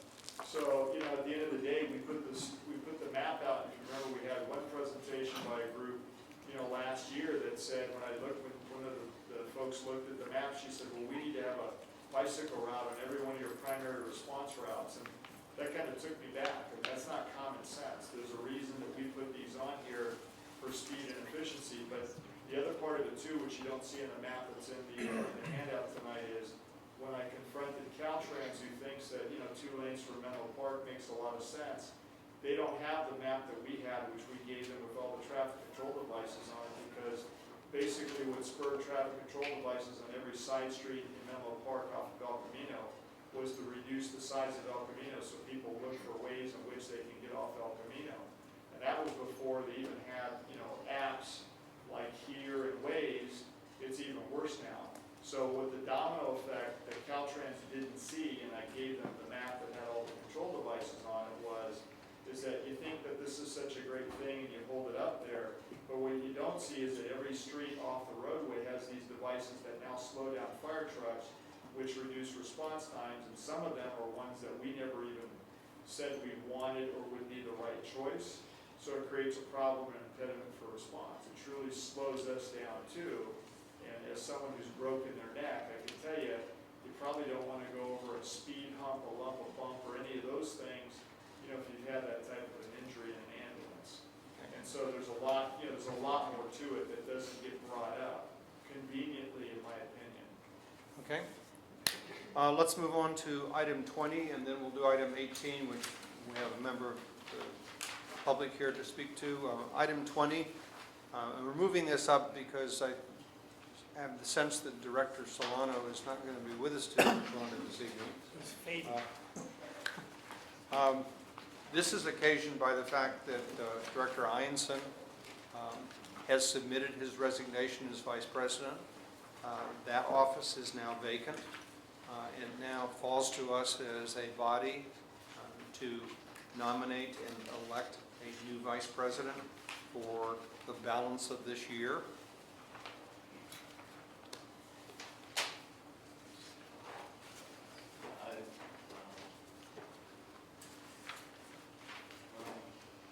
I just want to thank Rex for, how many years is it? 40, 50 years? Total? Total. 48. 48 total? Gosh, you know, just what you've brought to me with knowledge and everything is great. I mean, I really appreciate sitting on the board with another public safety person like myself, being a law enforcement. And I really not only enjoyed working with you on the board, but also enjoyed your friendship and morality and team. Oh, thank you. Thank you. I try. I don't always succeed, but I try. No, it's been a. I just wanted to. No, I appreciate that. Chuck? I have two things. One is Rex was very helpful to me before I ran for the board and when I ran for the board in terms of teaching me a lot about the operation of the fire district and the difference between a truck and an engine and some of those kinds of things. And so I'm very grateful, and I think he's put in a lot of service both as a firefighter and as a board member, so thank you. I have written this, and I included the other board members here. Something doesn't feel right to me about this, and I'm just going to say it publicly. It feels very gamey to me, like there's some sort of a thing. I guess I can't understand why, if you're going to stay on the board, you can't continue as the vice president. I mean, you spend 1 hour a month doing an agenda for a meeting. What else is there? What else is there to do? And I just don't understand why we need to have an election, and the whole thing is troublesome. One. The second thing is, it wasn't many months ago, maybe 3 months ago, that we were talking here about whether we should put off our election for another year or have it in this November. And I felt that you had made the commitment to stay on the board and so forth, even though your ultimate departure from the board is going to require us to have a special election, which is very costly, or make an appointment, which kind of messes with the whole election cycle. It creates an incumbent running within several months afterward. The whole thing just doesn't feel right to me, and I just am making that statement. I wish you weren't leaving this way. I would hope you would reconsider, and I'm making an appeal to you now to reconsider and stay on. As long as you're a member of the board, that you stay as vice president. That would be my appeal to you. I guess I just don't understand, if you're able to fulfill the full board responsibilities, I don't understand why you can't fulfill that very small vice president responsibility. How do I respond to that? I guess number one is that I probably should ask you to go talk to my wife. We had planned on moving towards the end of the year, possibly. Where we're moving to does not have a very large housing market. So we started looking around, and that was kind of the prospects as you were looking at the end of the year. Well, a place became available. And since there's not a lot of prospects, you're thinking, I probably better do this now, otherwise I may not get a chance to do it again. So it came up a little bit sudden. My reason for stepping down as vice president is that I think there's a lot more, you spend a little more than an hour a month. I don't know, maybe other people don't, but I do. I think you need a little bit of consistency here, and it gives you a chance to kind of transfer that. I think the board members are aware of it, or maybe they aren't. As far as going and picking the end of August, and I think that gives whoever you appoint, or if you have an election, gives them a chance to kind of fill that year and get up to speed while they still have some knowledge from the board members that are left, to kind of fill them in and bring them along and get them up to speed before they actually start making decisions, or they make good decisions based on prior knowledge and help from you. Let me clarify, I certainly wasn't suggesting you only spend 1 hour a month preparing. What I was saying is the vice president. I mean, these meetings you've gone to, you would have gone to probably as the No, I don't Menlo think Park, you let me would. finish, the Menlo Park liaison, or as an emergency Well, preparation. Bicycle Coalition was just an example, is that when it came up, or the people who were here tonight, it came up is that they wanted a presentation, and the chief felt, well, okay, the president, he let him know, and maybe he let me know, that way that you had the president, the vice president, and the chief says, okay, let's hear what these people have to say and make suggestions, and that kind of helps in the process to bring it back to you, to put it in a good staff report that's knowledgeable, and it isn't just, the president thought it was a good idea, his thought was, are we on the right track here? Well, Chuck wouldn't know because he's never been the vice president, so he doesn't really know what the job entails and the hours. So that's, and I'm not saying he should be, I'm just saying that he has not been in that role. Well, I'd like to just move this on. I'd like to nominate Rob Solano as the vice president. Is there a second? I'll second it. Okay. All those in favor? Aye. Okay. I would abstain from vote, I don't want to participate. Yeah. And I would just take the opportunity to comment, Director Bernstein, I don't think it's particularly constructive, for you to sit there and make allegations about gaminess and this. You seem to have the ability to take anything on the face of the earth and make it sound like some sort of conspiracy. And I don't think that's really very fair to your colleagues. And then you diminish the role that Rex has played by saying only do this, only do that. I would just encourage you to think twice before you run off on these things. It's very, very disruptive to us, and I don't think it's respectful of the staff. Item number 18. Well, wait, Chief? can I didn't get to say thank you to Rex either, so I was going. I'm not going anyplace. No, I know, but I just want to tell you how much I appreciate the help that you've given me to my first on board. Well, thank you. And I really enjoyed meeting your better half, Cece. Okay? Yeah, the boss. Now, Right. feel free, if you need to depart the scene, because I know you don't feel particularly well. At your call. Okay. Item 18, Chief? The SERP program, we have Chief Stevens, there he is, and Ryan Zolikoff are here to do that for us tonight, so.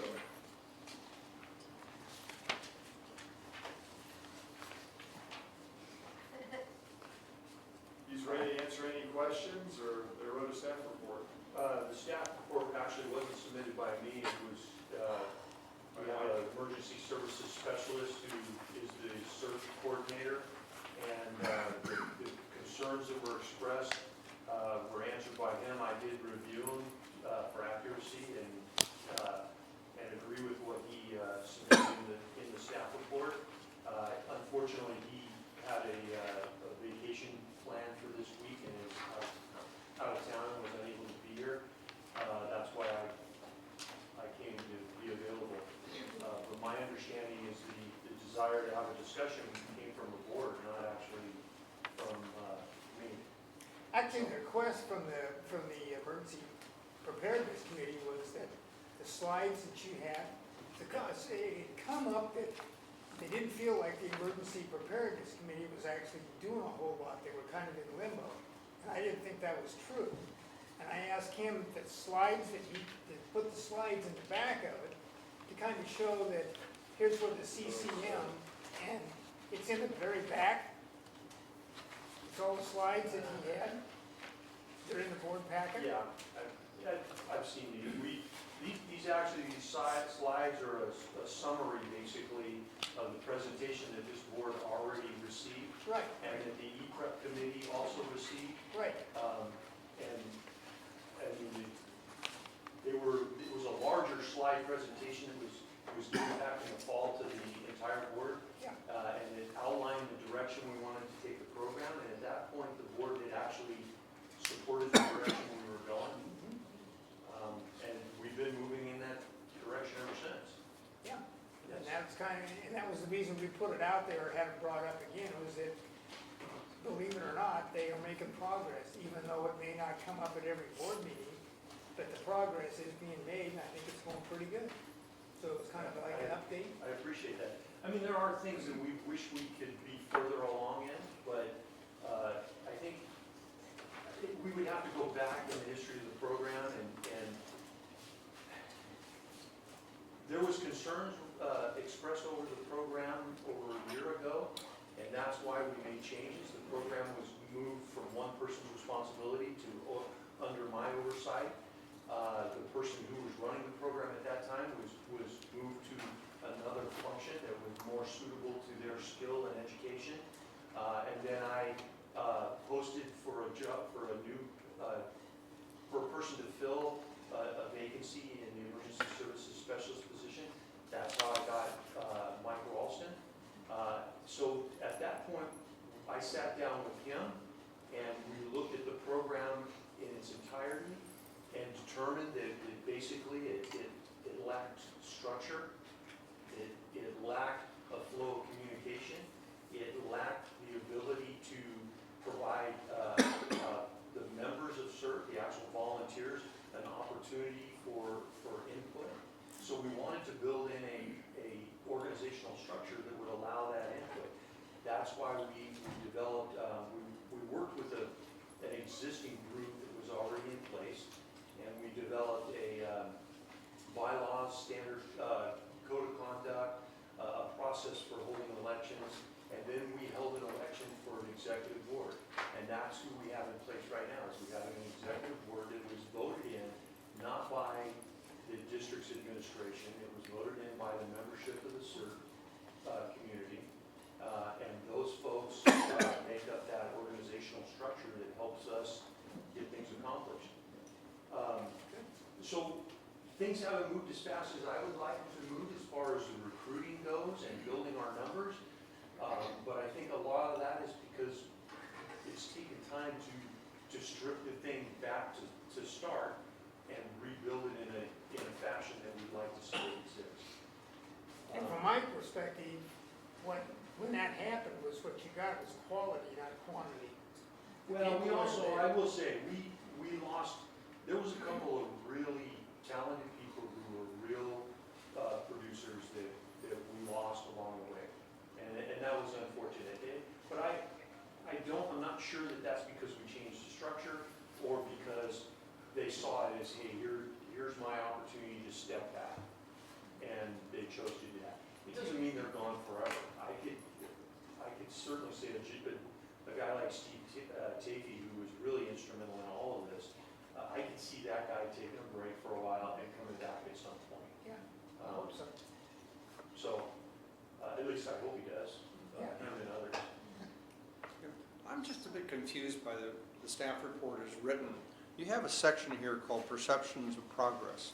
Well, And you know, one of them, for example, number 12, is written in the first person. Are these just comments that you receive from people, or? We received, through the fire chief, we received an email from one board of director who expressed concerns over where the program was going. So we took his concerns seriously and tried to provide answers to those concerns. So what you're seeing there is essentially answers to those concerns. What I would suggest is that this staff report be rewritten with whatever you received from somebody as an attachment. And because I read this, I could read this as being the staff's perception of progress. And I got particularly confused when I got to item number 12 and it was written in the first person singular. So this obviously wasn't the staff's perception, but these were other people's perceptions. Well, and I thought that, I was confused too, and especially if you read that it goes to the board of directors from the board president. So at first I thought it was your perception, but then I didn't realize. So I apologize. I really, when I read this, because I, like I said, I reviewed before we submitted it, I was under the impression that it was common knowledge as to where this came from. But the public doesn't know that. So they read this report and they read this as, you know, this is the staff's perceptions of progress. And I think that that is not an accurate reflection of what I think you and Ryan and the other people are working on. No, not at all. So I would ask you to withdraw the staff report and bring it back to us. at the next meeting, reformatted to reflect your opinions of what has been accomplished, and you should certainly include whatever input you get from other people as an attachment. But the staff report should reflect what the staff thinks. Certainly. I'll definitely do that. I apologize. I misunderstood. When it was submitted to me, I thought it was coming as direction from the board that you wanted this staff report as an answer to those concerns. We did, but we don't want, in the process, we don't want to give the stamp of approval to those concerns by one director. What we want is the staff to tell us, questions have been raised by one director, this is what the staff's response is, but the staff report should be the staff's response, and attached to it can be whatever input you've gotten from other people. Okay, certainly, I can do that. Okay. Now, I mean, did you want to say anything? Yeah, You we have patiently waited. Well, I was very confused by the report, being both CCM member and now I'm on the board. Okay. And And you and I haven't talked about this We before, haven't have talked we? about it, and so I was recently, I was nominated to elect Jack Nelson until his seat can go before an election with the CCM and all the other servers. So, You mean nominated to replace Jack Nelson? yes, yes. Not to elect Jack? No, Okay. nominated to replace Okay. him temporarily until his election. Oh, okay. So to fill his vacancy on that advisory committee? Okay, got it. Correct. And so when I read this report, I had a lot of concerns about where this whole report was going. There just seemed to be a Okay. lot of Well, confusion. I would propose we come back to it, we table this and come back to it at the next meeting. So I would make a motion to table it. Second. All those in favor? Aye. Okay, it's tabled.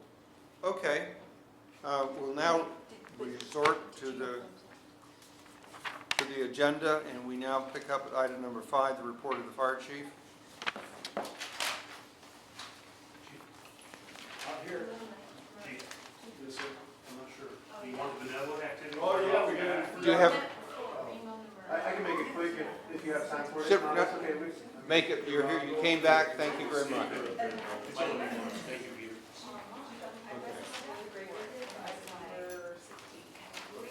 Please, help us. We'll move that.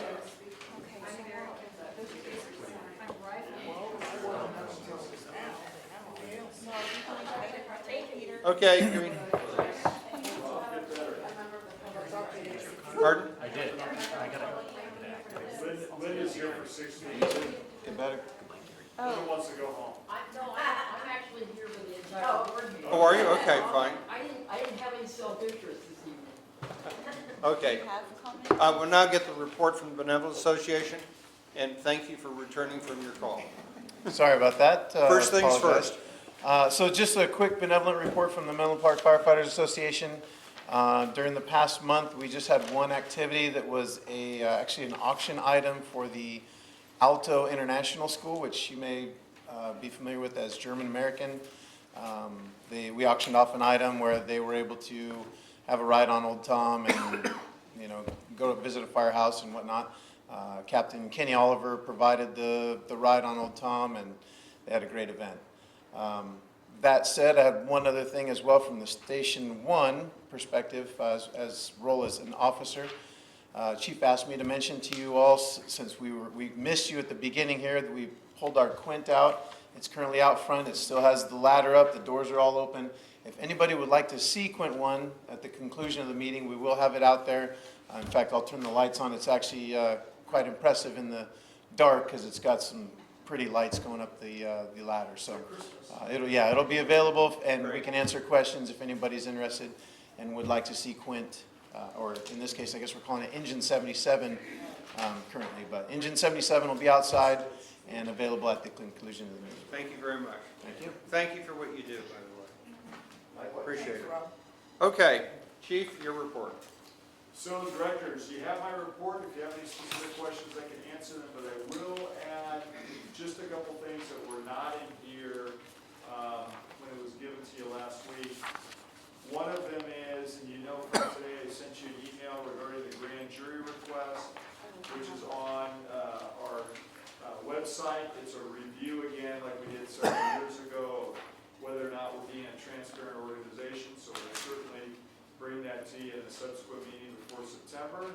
But I think so far we look pretty good, quite honestly. The other one is, I had sent. Question on that. Yep.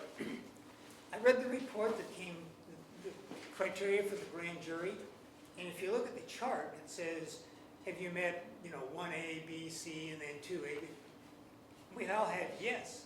So it's just a question, is that we do everything we're supposed to, we just need to apply for the certificate?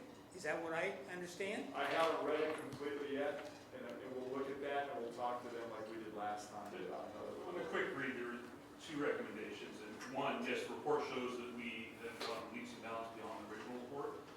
And we do state that we're one of the agencies that meets all the requirements to get the certificate of excellence that we'd like to apply.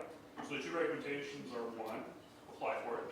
And the second was make a commitment to remain transparent in the future and keep building the website. That's the two things I garnered from the first read of the report. And that was it?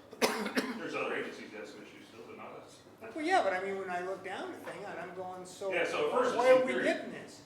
Oh Jesus, grand jury, but you read through it, it's like, oh, we're. Well, yeah, it was my first thing is. We didn't have an issue last time either, if you remember. We had most everything on the website, and what we didn't have, we put on there. Okay. So we just need to apply. Even though some people say that we don't, and we're not transparent, actually, they do, and now it's in a grand jury report. So, judge it for what you make. The other part of that is the town of Atherton. I sent you, or tonight on the, as a handout, should be a letter regarding a response that I gave to them on Complete Streets. They're applying for a grant tomorrow night. And so my concern on the grant was, because it's wide open, that it not be used to the discussion we had tonight to reduce El Camino from 6 to 4 lanes. We had bicycle paths, pedestrian features like sidewalks and things like that. If you recall, we supported, the district and the board supported and communicated to the town of Atherton that we would support safe crossings across El Camino, which I think is a great thing. So we'll see. The grant's wide open. That's why we wrote that letter. And if you remember, the vendor that they have, W-Trans, did not invite us, which is in that letter, to their open house and meeting, even though we met with them early on. Conveniently, we were not included.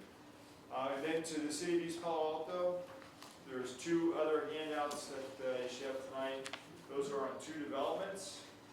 One is the Sobrado building, which is at the corner where the old Drew Medical Clinic is at Donahoe and University. And then the other one is where Ronick used to be. And you can see these are significantly large developments that are being proposed for the city of East Palo Alto.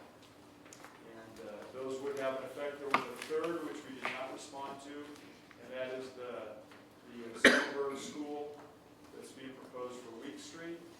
And, because it's a non-profit, free school for the kids, basically Tim Krim and I looked at it and said, we don't feel that it would be like a commercial entity that's going to generate some type of profit, so we did not respond to that. Although we did say to the city, we continue to have concerns about access, water supply, traffic, congestion, all the normal things that schools help to create when they're in session. So where are they with their water supply? So the city basically just had to approve what they requested and received from the city of Menlo Park, which is to get their water credits. Some of them. So I'm sorry, yeah, Mountain View. And so since that's all approved, and once that is approved, obviously completely, they will end up with having the necessary amount of water allocations to start additional development, including up to 15 projects that would certainly significantly change what we know today as East Palo Alto looking like. I know that this is not necessarily a policy matter for the board, but I just kind of look at it as, what's the fire flow out there? Well, that's a whole different story, because you know what the fire flow is. It's not It's good. terrible. so the infrastructure has significant problems, and those are, again, the O'Connor Water Company, you know, even the East Palo Alto Water, even though it belongs to the city, it has huge supply, demand, and infrastructure challenges. So Palo Alto Park neutral is still, Just look at the ISO report. It says it all. And those are randomly selected fire items. oh boy. I mean, they deem it as inadequate, so it'll be the same thing that we'll have to, you know, do again, which is either they rebuild the infrastructure or you have to add tanks to achieve fire flow. Okay, questions? Chuck, start at your end. I had a couple of questions. On the East Palo Alto development, I read it, and I thought your comments were very good, and they brought up, and you mentioned, for example, the rebuilding of the water system and the necessity of that. The one thing that I didn't think you addressed, and I was wondering if you've looked at it all, relates to kind of the flood risks out there and so forth, particularly the Romick property. And I mean, it's not something we've been involved in, but I'm wondering if, given the situation with the levees and all that, are you doing anything with that? So we didn't, you know, I discussed that with Tim Crammon, and obviously the Fire Marshal John Johnson weighed in as well. You know, we look at that a little bit differently in terms of the EIRs and so forth. I mean, is it a problem? Where it is, sure.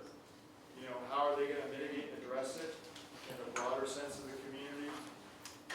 That's a great question. I mean, the good news is there'll be multi-story structures. The bad news is... They're not multi-story, they're 8 stories. Yeah, multi-story, they're high-rise. Shelter in place, 6 of And them. so, you know, the good news of multi-story They're structures, islands. because we dealt with this, Rob knows, we dealt with this in Katrina, is it's good to have multiple stories because you can always go up. But, you know, when the power goes out and people get stuck, they get stuck. Well, there's other, the liquefaction concerns and some of those things, I guess. Yeah, and I'm not so worried about that because I gotta tell you, you know, when they put in the multi-story buildings, they're gonna have to go deep down into the ground in terms of, you know, modern engineering, construction practices for putting those out there. It's gonna be an interesting, it's like Facebook, I watched some of Facebook go in with the number of pilings they put in. There's more piles in the ground out there than I've ever seen put in any other building.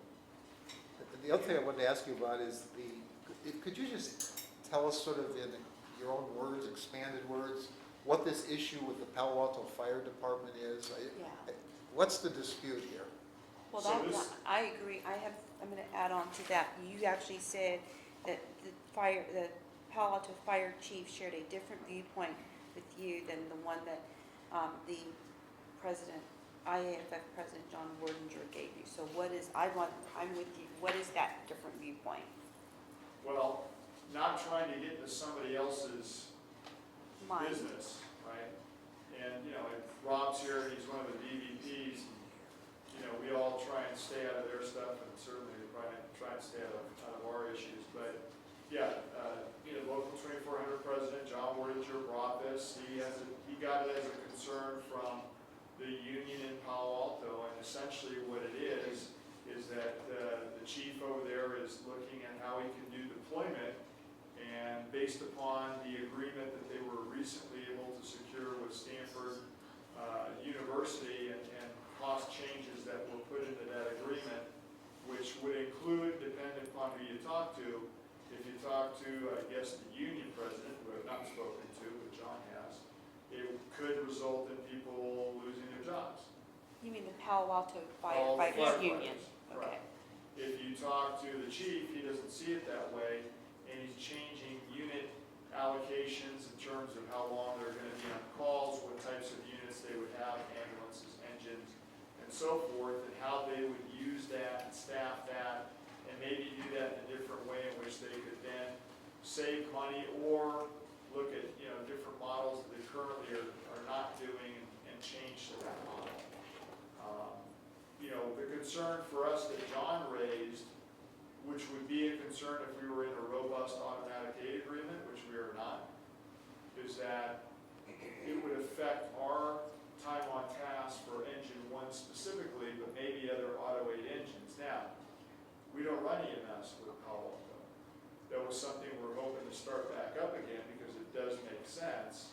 And it would have to be something that we would look at if we move towards that level of automatic aid with Palo Alto. But to be fair, again, who's right, who's wrong, what's going on, I mean, those are all things that will play out with data that we can examine once it all occurs. But today, is it an immediate issue for us?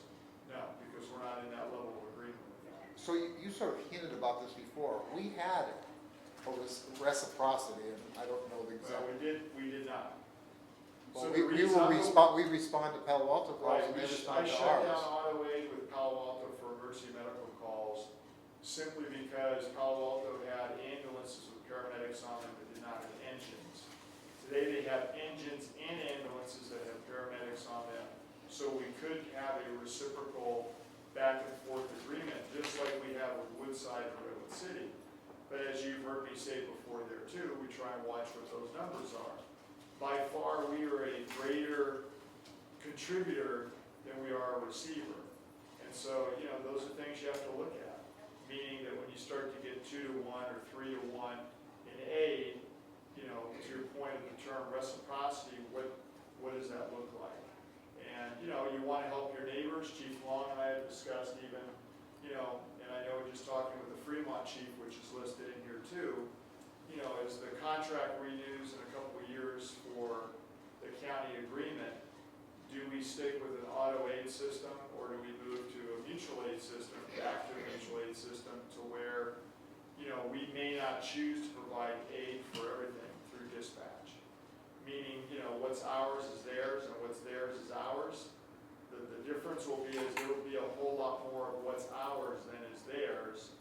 And the reason I say that is because most of the agencies around us are not able to grow the number of resources nor the staffing that they have. I'm sort of requesting not immediate, but maybe the next 6 months or a year, if you could make a presentation to the board about the difference between mutual aid, auto aid, and that before the contract comes up, so we're not caught at the last minute without time to So deal you know with the it. difference. And again, to this particular one, this issue, I'm not going to say it's not an issue. There's a difference in viewpoint, whether you're the union official or you're the fire chief. But, you know, I guess on the good news side is we're not on that level of agreement. So I don't see that, I don't see it impact us. And we'll look at data. By the time we get there, they should have more information and data. Hopefully some of these things get worked out. Well, I think it was an attempt by Werdinger to get us dragged into something that we should just stay out of. And I even think, you know, further discussing it is just, you know, Fueling the It's- fire. just fueling the fire, just, you know, it's just, But what I'm concerned about, I live 2 blocks from Palo Alto, and to the extent that I could be helped by Palo Alto, I'm more concerned, it's not the Werdinger issue as much as it's the county issue that concerns me, that we'd be precluded from cooperating with Palo Alto because we're in different counties or something. And Yeah, that- and that should be a real concern, and it should be something that we try and resolve. You know, this is kind of an unfortunate set of circumstances, I think, that's arisen for a variety of reasons, and to be very honest, part of it had to do with SLAC, because that was within the agreement that was with Stanford. So for 5 years, which is the period of time that we've been involved with the Stanford Linear Accelerator, you know, if you're Stanford, you're arguing that Palo Alto is getting paid too much. If you're Palo Alto, you're arguing that, you know, you should get paid the same or maybe more based upon what, you know, the university's growth, the number of students, the number of calls. You know, and again, we've stayed out of all of that. And to your point, I'd like to stay out of this part of it too, with the exception that we need to try and move towards a similar arrangement with Palo Alto for what you said. We have this long contiguous border, the creek is not a moat, and it just makes sense. Palo Alto shops in the fire district, if they have a medical call, they can beat us to. So if somebody has, you know, a treatment much quicker, then that's a good thing, not a bad thing. Now, where's the line in all this? It's data, it's information. But hopefully, you know, as Dawn and I have discussed, a lot of this gets worked out before we actually have the ability to enter into an agreement, because we wouldn't want to enter into an agreement that would be lopsided in favor of Palo Alto and lopsided towards the fire district, where, you know, we become, you know, more of the contributor versus the, you know, benefactor of reciprocal resources. But, you know, reciprocal isn't always one for one either. So, I mean, again, the biggest point of this whole thing, you hit it, is if we can beat them or they can beat us, the faster you can get to a call and render aid, that's good for the customer. Nobody cares what the side of the fire truck says on it, what the name is.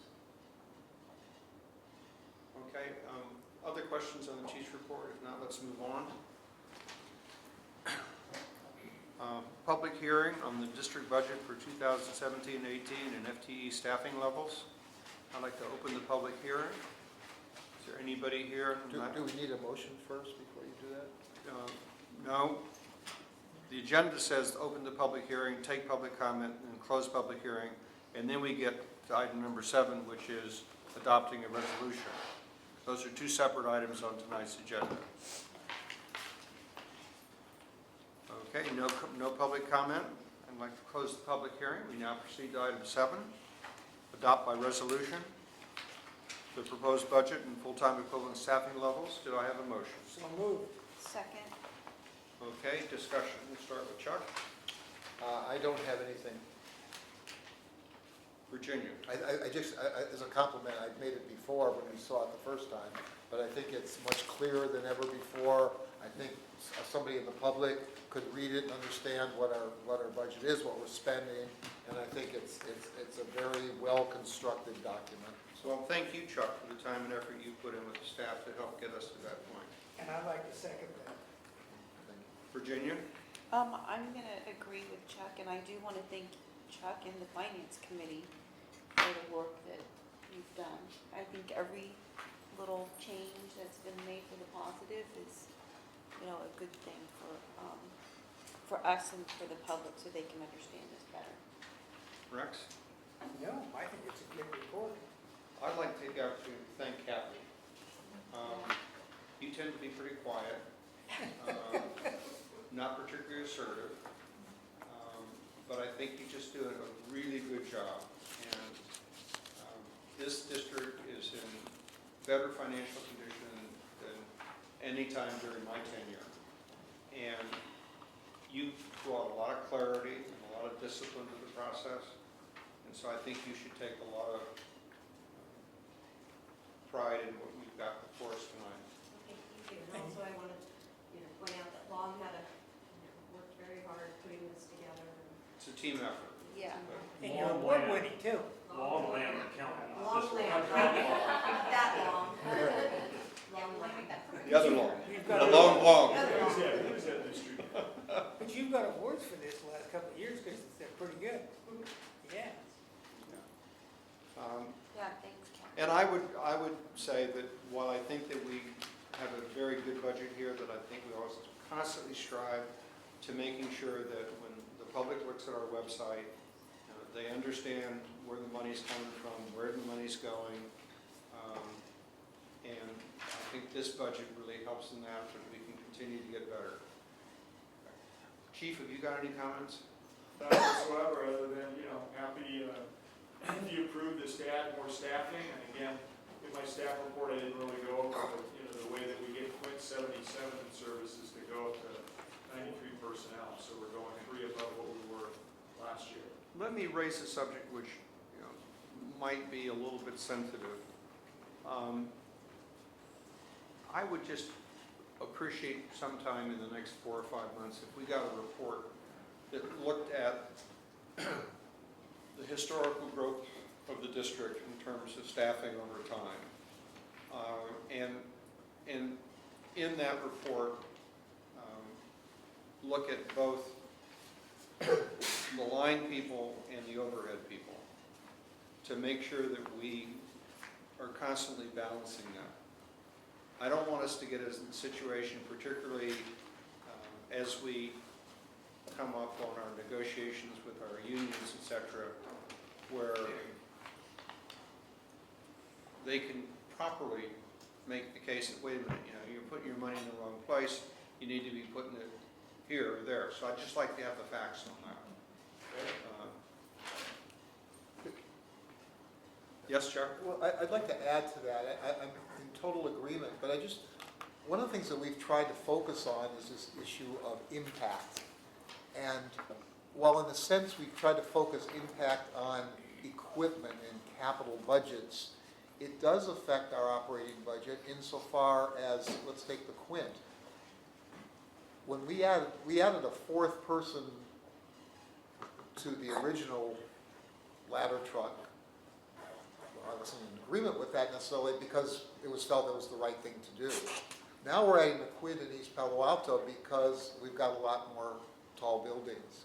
That to me is an impact, and I'm trying to, I think we should somehow break out any personnel that were added as impact. Again, we can't necessarily get funded for them or use those funds that we've gotten for them. But I think it's nice to look at that because I think that's a legitimate addition to what we would have done. It's not related to the growth of population. It's related to the height of the buildings. So. Okay, all those in favor, resolution? Aye. Aye. Opposed? Director Salone is absent. Okay, the consent calendar. Items 8, 9, 10, and 11. I'll move to approve. Second. All those in favor? Aye. Public comment number 3. I'd like to say something. Well, please do. I just really like your new gigs. I really like, in the words of my generation, it's very spiffy. So I just thought I'd let you know that I appreciate the nicer surroundings, the ambiance, the word I never use, but the ambiance, I really like it. Okay, so consent calendar, we finished on that. Let me just comment on Station 6. It really is nice to drive by and see the progress. You know, and a lot of credit goes to John. You know, I know he's over there almost every day, bird dogging those people, et cetera. And it looks like we got a much better contractor than we've had in the past. So nice to see that moving along. One thing you should notice too is, it's all metal and it's all aluminum, which doesn't burn and is better in terms of rot and seismic and everything else. So, you know, there's been a lot of complaints about all these buildings made out of wood and, right? We have a non-combustible framing for a fire station, so. And we're real pleased with the structural strength of it in an earthquake. Well, I hope so. I hope so too. Yeah. Okay, Time will tell. Item 13, review and adopt by resolution the Fire District 2017 Annual Investment Policy. There's this, Yep. I'll move okay, to adopt, but I do have a well, that's fine. question. Second? I'll second. Okay, Virginia, you have a question? Yeah, so I mean, I'm in agreement with all of this, but I just wanted to find out, where are the changes between last year and this year? Are there any? Because there wasn't a track changes. There were a couple of changes. Okay, because there, unless I Yeah, I'm missed, sorry. that's okay. I did a red line, I didn't. Yeah, that's okay, I I just, had prepared it for the finance committee, okay. but I didn't bring it with me tonight. Really, the only main change was to include a section under the allowable investments to purchase the district's own debt, so we could purchase bonds that we issue out on the secondary market. Okay. That was added, and some other small tweak, but it wasn't substantive. Okay. So is that, I think that's section 9? Can I just say, Yeah. this is something I think that needs, am I right, Kathy, it gets approved every year?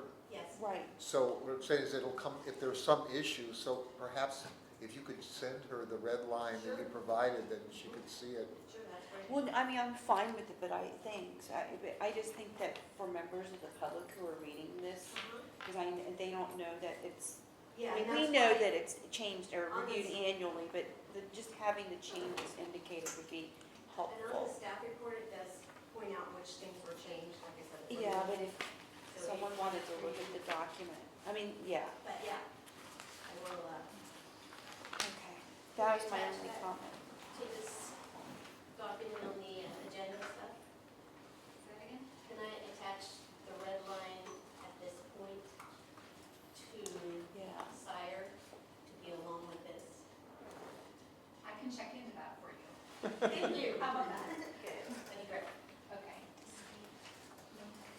So are we ready to vote on this, or are there Yeah. further questions? I don't have any, I'm done, thank you. Okay, all those in favor? Aye. Opposed? None? Solano absent.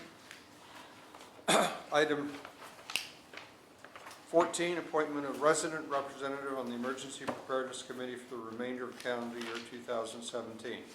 Again, we have an example of a long-serving person, Jack Nelson, who both served on this board and has been on that committee. Leaving the district, we have a vacancy.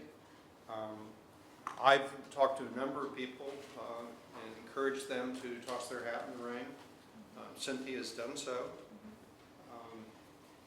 And so I would like to nominate her as the new citizen representative on that committee.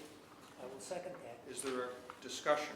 Yes. Okay. And I agree with the nomination. However, I was trying to put 3 items together because they all relate to the issue of the selection process. So under the current policies and procedures, I think we can proceed with voting for Cynthia if that's the case, you know, if the board wants to go forward with that. My issue, and it was actually put into item 17, but I think it relates to this because I think it kind of came out of this, this particular committee is about a process, a more public process that we notify the public that there is a spot that's available. I know that based on previous guidance from legal counsel that it's not a mandated requirement because that's generally reserved for cities. But I think that our legal counsel suggested that we kind of go along that one so that it's a more clear process in terms of putting it out to the public so that everyone has a chance to respond, because at the end of the day, the fire board is still going to select. So I just want to be as transparent as possible. I'm going through this kind of issue with the other board that I'm on, and so I'm just trying to make sure that we're okay, and I think that we are based on the current policy, but that issue is going to come up in item 17, and it's something I want to address when we deal with the policies and procedures for item 19. But given the current policies in place now, you know, we can, I guess, vote for Cynthia based on the motion. One other comment, I know that this is online.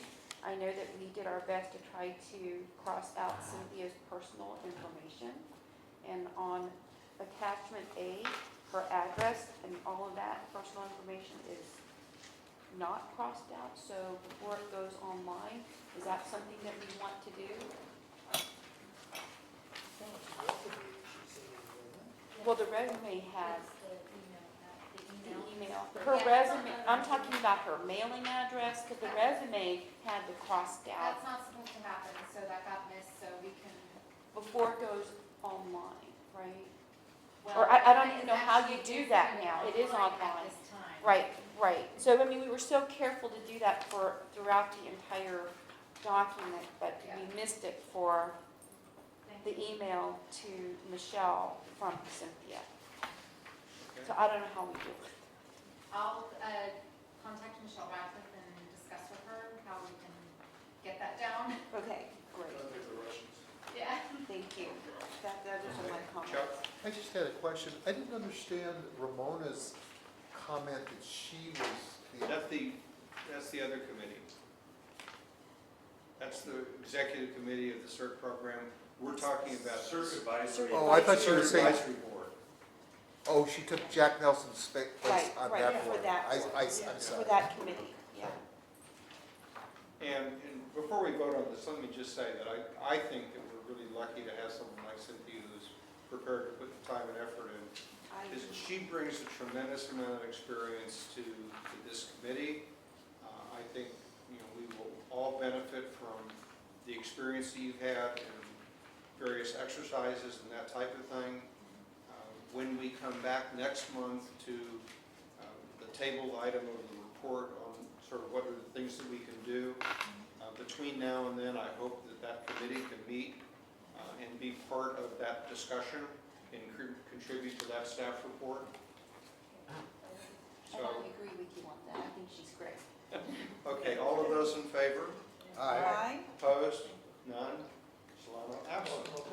Cynthia, Appreciate it. welcome. Yeah, appreciate it. Nice to have you on board. Great to be here, thank you. Okay.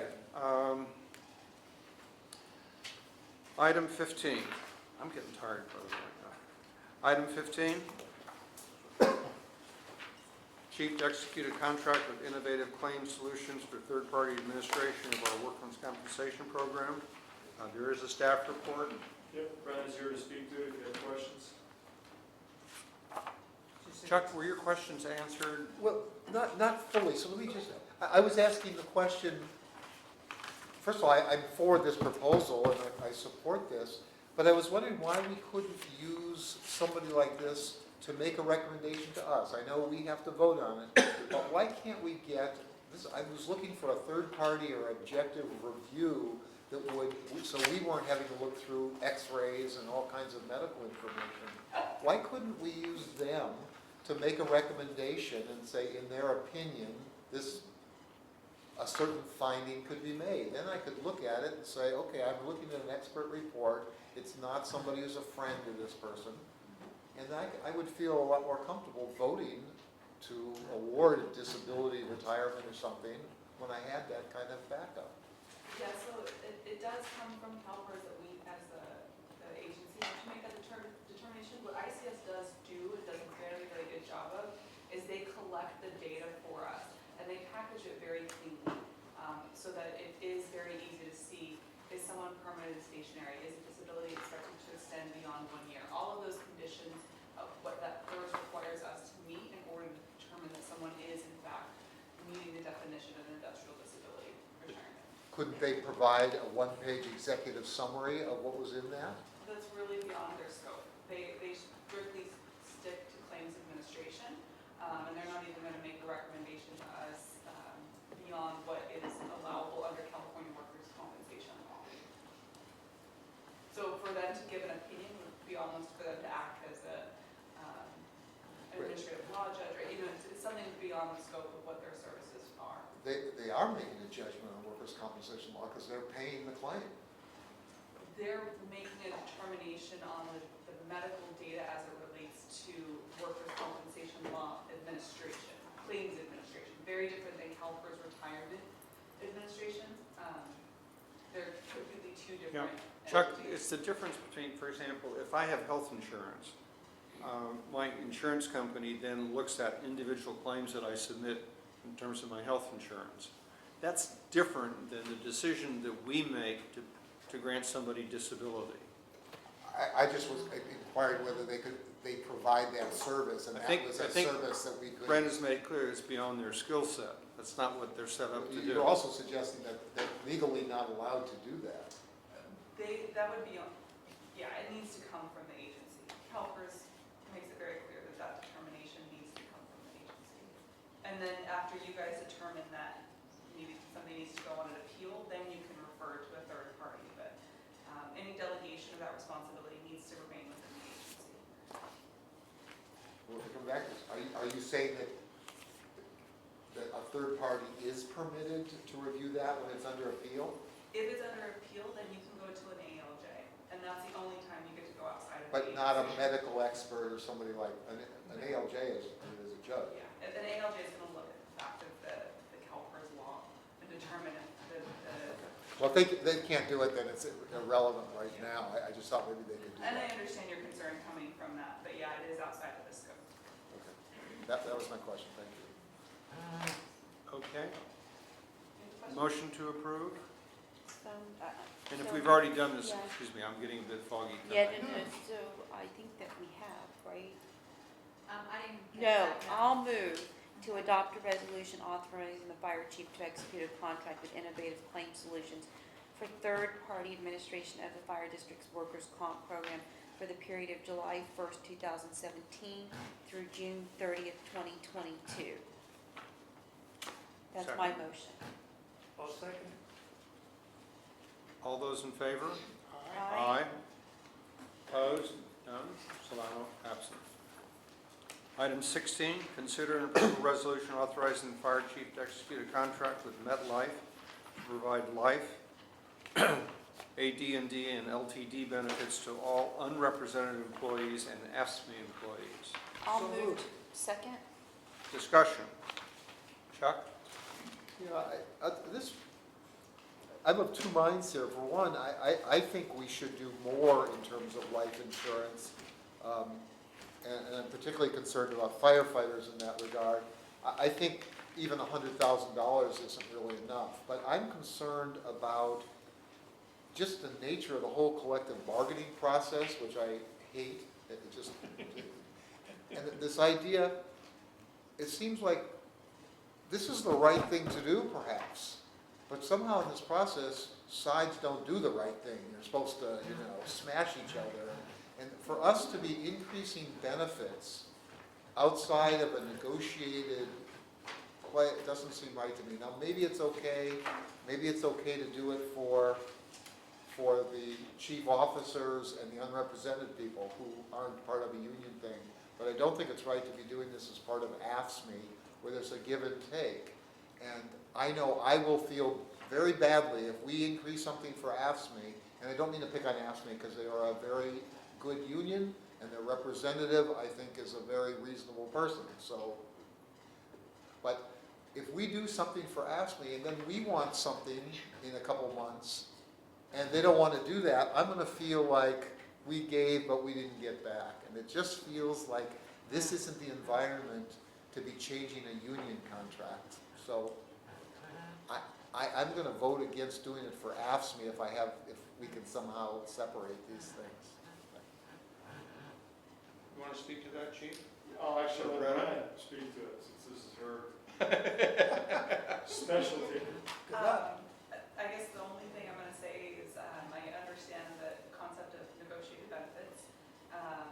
I will say that this is potentially an opportunity to build goodwill with AFSCME, and AFSCME has been more than reasonable with us on requests that we've made for staffing structures, for policies and procedures. We have a very good working relationship. I'm not concerned that it would not be reciprocated.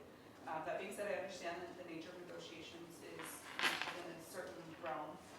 And then the second piece, to separate out, unfortunately, that's kind of the point of us being combined. We get a pooled rate by increasing our numbers, so we don't have discrete plans for AFSCME versus our unreps, because we do get a better rate when we pool. And this quote, unfortunately, cannot be split between unrepresented and AFSCME. So to do that split that you're referencing is not something we can do at this time. Brennan, let me make a proposal.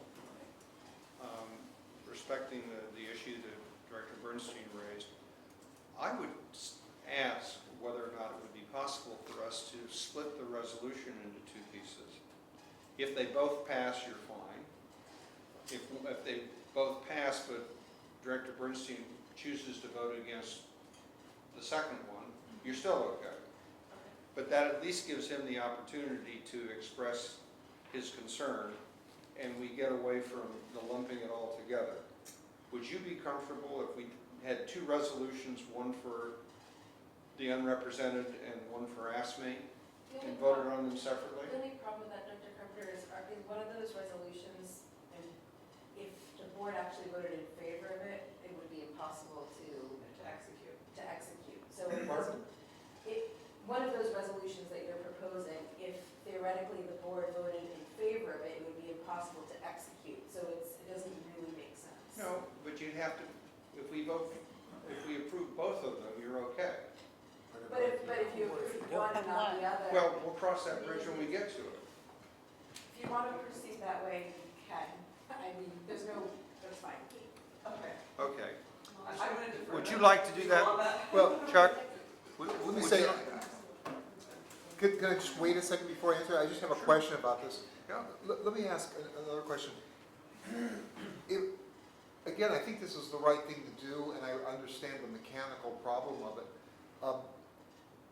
But am I correct that once we give this, that's a benefit we've given, even if we've given it outside the collective bargaining arena, and we couldn't take it back if suddenly the cost tripled or quadrupled or something else happened? For the scope of this contract, we would be locked into this benefit. When you say this contract? The LTD Life AD&D contract. If our contract with them ends and there's a significant change in cost, at that point, we could enter a meet and confer discussion with AFSCME and say, this is a substantial change to the district, and we would like to meet and confer beyond bargaining at that time.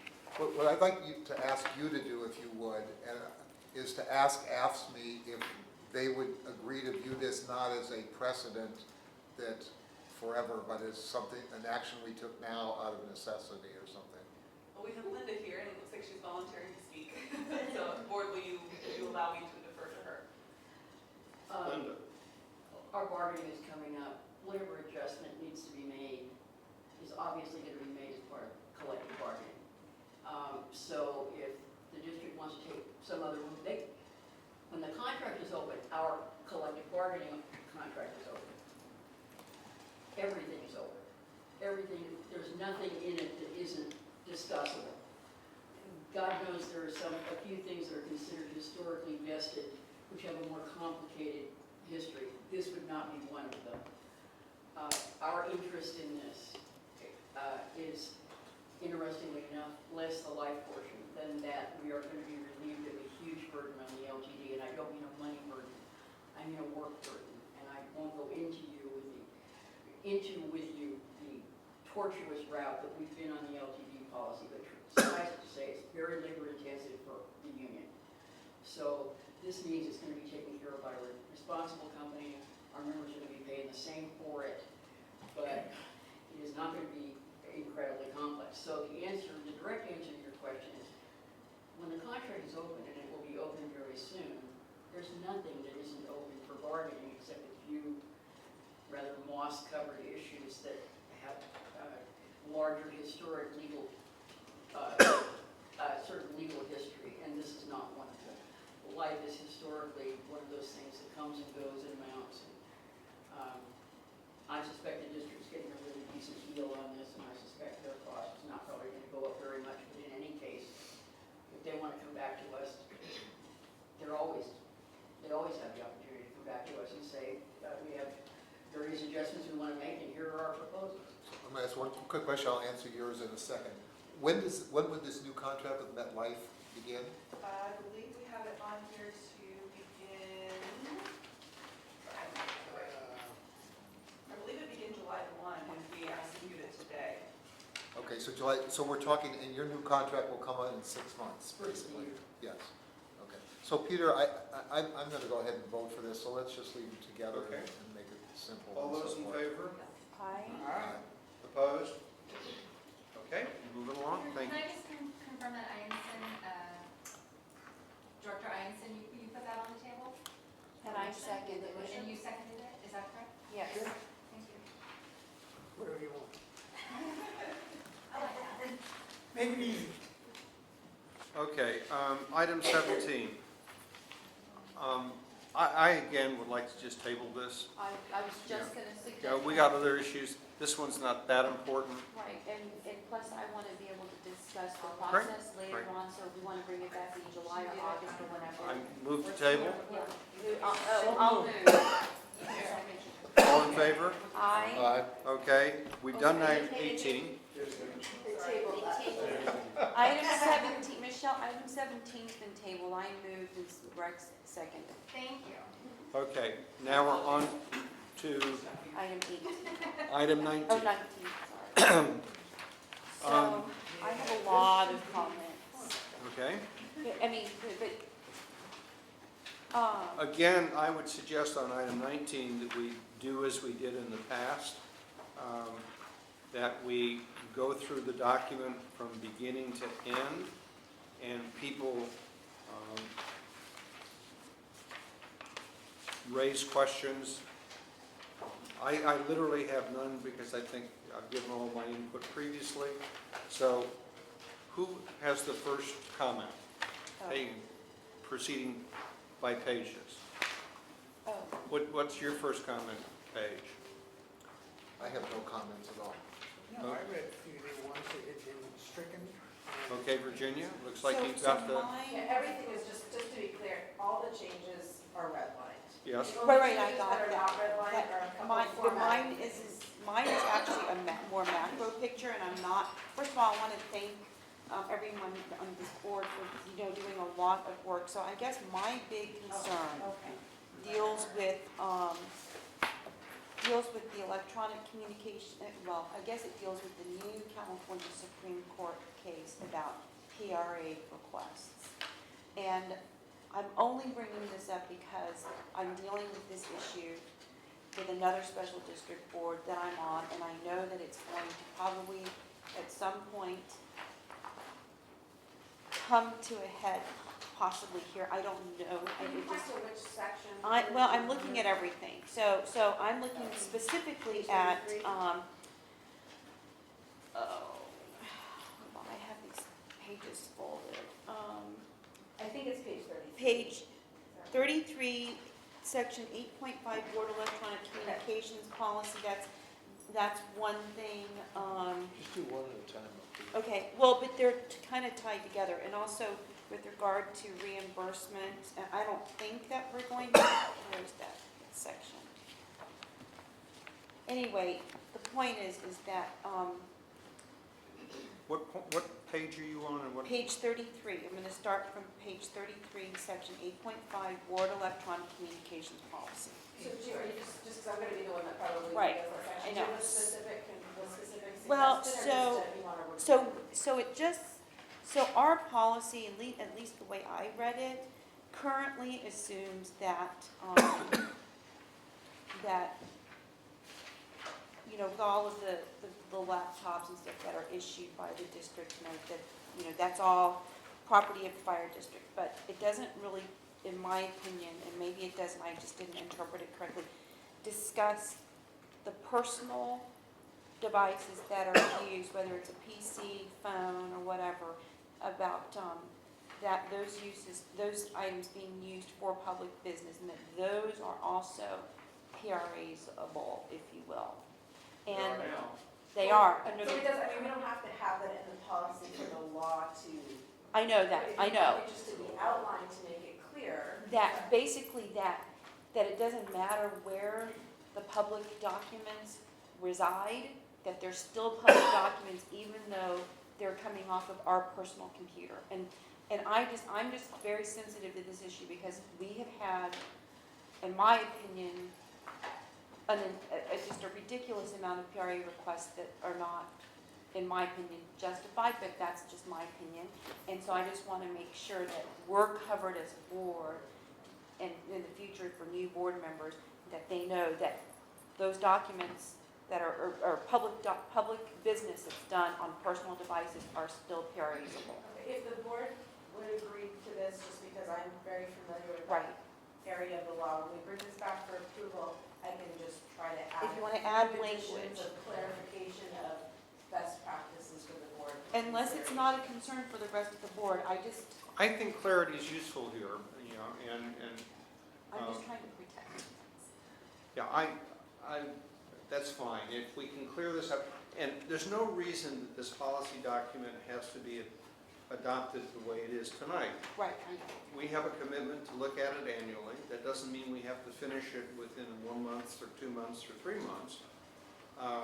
And clearly, for example, I think one of the things we neglected to do at our last meeting was to address the question that's been raised once again about should we put in place a better process for nomination to committees, et cetera, et cetera. And frankly, when we discussed it last month, nobody raised that. And so I would think that that was something that moving forward that we probably ought to deal with, but I don't think we have to necessarily do that in terms of this annual review. My understanding is that the board can change this policy at any time. Right, I'm So just putting. if we're 95% of the way there, what I'd propose we do is to say, okay, let's adopt it as it is and recognize that here are a couple things we need to add or change to it in the next few months. Okay, I'm fine with that. I just want to make sure we're covered on the new PRA laws. Okay, so that's one thing, and then obviously the process for bringing in committee members. But I have another issue too, and that is for section 4.4, board standing committees and liaisons. What page are you on? 13. Page 13? So, Please go slowly, let us catch up with you. I'm sorry, page 13. In what section? 4.4, board standing committees and liaisons. So this is just really clarity for me. The current change asks, or says that the residents of the district and/or individual employee within the district but not employed by the district may serve on board committees, standing or ad hoc as non-voting members. Appointments of non-voting members shall be made in accordance with the board adopted policy, blah, blah. So that's part of the concern that we're addressing from about, I don't understand your question. well, so the question is, what is, and I don't know who redlined this. I did, Okay, what is considered employed within the district? that your place of work is within the district. You know, like Okay. somebody working at Facebook. Okay, and do they still have to be, or, so I think it looks like registered voter in the district, so No. you're taking that out? Yeah, so the thought process here, which was, I think, so please correct me if I'm misinterpreting, was that people that have an interest in the goings-on of the district and the things that the district is doing, they may not reside in the district. Perhaps they live in Palo Alto, but they commute in and work at Facebook every day. If that person's at Facebook and is interested in district business, they would be eligible to serve as a non-voting committee member. Okay, so what if they're, I don't know, okay, that's fine, I guess. I It's just eligible, but we would still make the have the decision. final decision, I get it. So I just wanted clarity on what's considered employed within the It district. would, and if we could always clarify it further, but the way I understand this would be your desk, so to say, is in the district, you know, or your.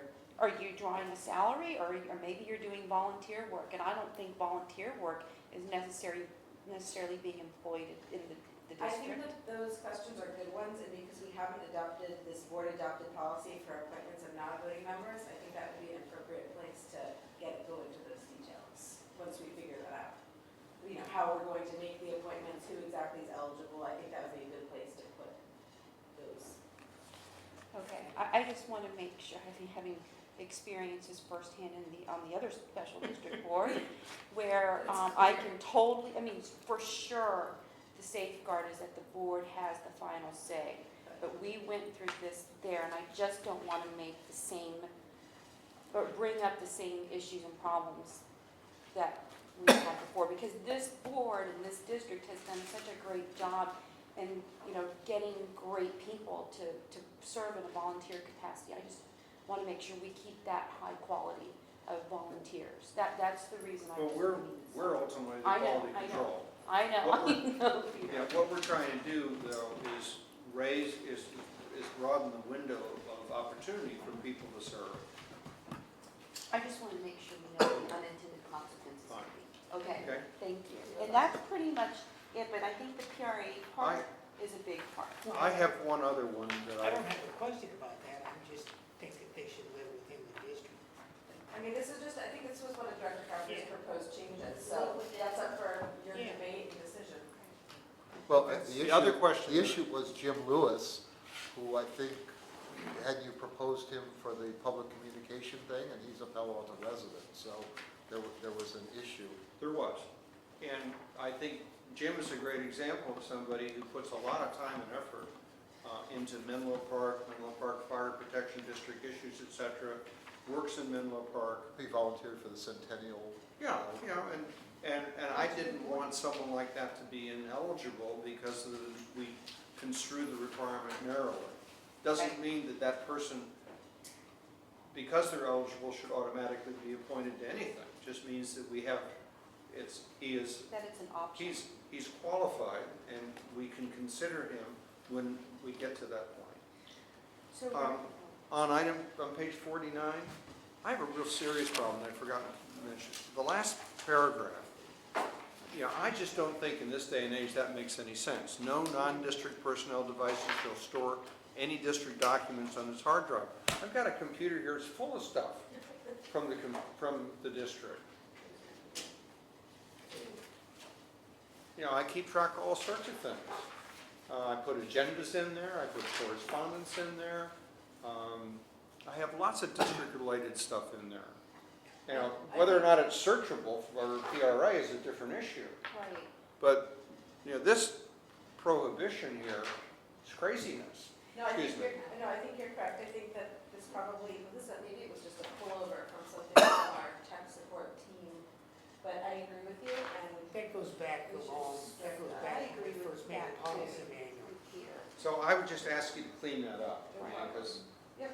Because that had to do with if the district either gave you a laptop or a fax machine, and anything that was put on that, if somebody wanted to access those documents, they were a matter of public record. You just needed to know that. I don't doubt the origin, but it's, No problem. We'll we clear need that Well, I to think that's where it came we from. need to get rid of it. Yeah. Isn't the next one problematic then too? I mean, because you're going to be downloading stuff from the website perhaps. Yeah, I'm wondering if these last paragraphs were put in here accidentally. This may have just been an inadvertent error. I don't think we gain much by either of those two Yeah, paragraphs. can we just strike those? Yeah, we can. Okay. Okay, let's I strike. mean, and especially if you're gonna clean up the link through the new PRA Yeah, laws, that's because no that's problem. gonna end up probably covering some of it anyway. Because like I said, it doesn't matter where the public documents reside. Recognizing that this document is a living document and will continue to change, one of the changes we're committed to is that sometime in the next few months, we will get a proposal to, what's the process that we should go through when appointing people to committees, outside, non-board members to committees. And at any time that somebody says, gee, I just read this policy last night and I never realized what it said, as far as I'm concerned, you don't have to wait until next year to come in and propose a change. These are our rules and we can change them whenever we want. Having said that, is there anything in the document as it sits before you tonight that you would like to change before we adopt it? I wanted to make one comment just because Director Solano is not here. At the last meeting, he had asked us to look into the possibility of a lump sum of compensation for the directors. I did look into that, and the way that the law is written does tie compensable days to actual days meetings served, so it wouldn't be appropriate lump sum. It would need to be how the compensation right now is set up for directors. Per meeting. Per meeting. You could potentially raise that by 5%, but the proposal by Director Solano that he asked me to look at wouldn't be a good one. So, I thought one of the tasks was to look at other agencies, and I We think, did. and, And you guys are within market. pardon? You are actually high within the market. Really? We Yeah. did a survey and the $400 amount is. Can I ask you to report on that at the next meeting so that Director Solano feels that we, respond to Actually, it? Okay. well, and I just want to add that I know that I brought up the Harbor District lump sum, which was $600 a month, but I think that is governed by the Harbors and Navigation Code, so it's totally inapplicable here. Right, what we are governed by, just put it away, it is the water code, it's the same code, they have a lump sum. We have a lump sum of $600, so are you saying that that's out of compliance with, That was my interpretation, but. okay, Well, let me just ask you, next month's report, We can include all give us a that. report on Thank this. you. We'll leave it the way it is right now in this document, Okay. but we will that'll be one of the two issues. The appointment process and the compensation will be two issues that we'll revisit. And the only other thing I'd say and the before PRA. you set this, is there is a typo in the proposed language change that says board members are not eligible for health or dental members. It should say benefits. So it's just- Okay. Okay. With that change, do I have, Is it with that change as well as the PRA, San Jose case additions, and the changes to the use of network on non-district? Yes, we're striking those other two. okay, do I have a motion to approve that So document? moved. A second. Is there a second? Is there a second to approve those? Okay. I'm not the designated seconder though. Yes, you are now. Okay. That's a role filled by others. All of those in favor? Aye. Opposed? No. Absent. Okay, moving right along, To your report, Peter. President's report. See you.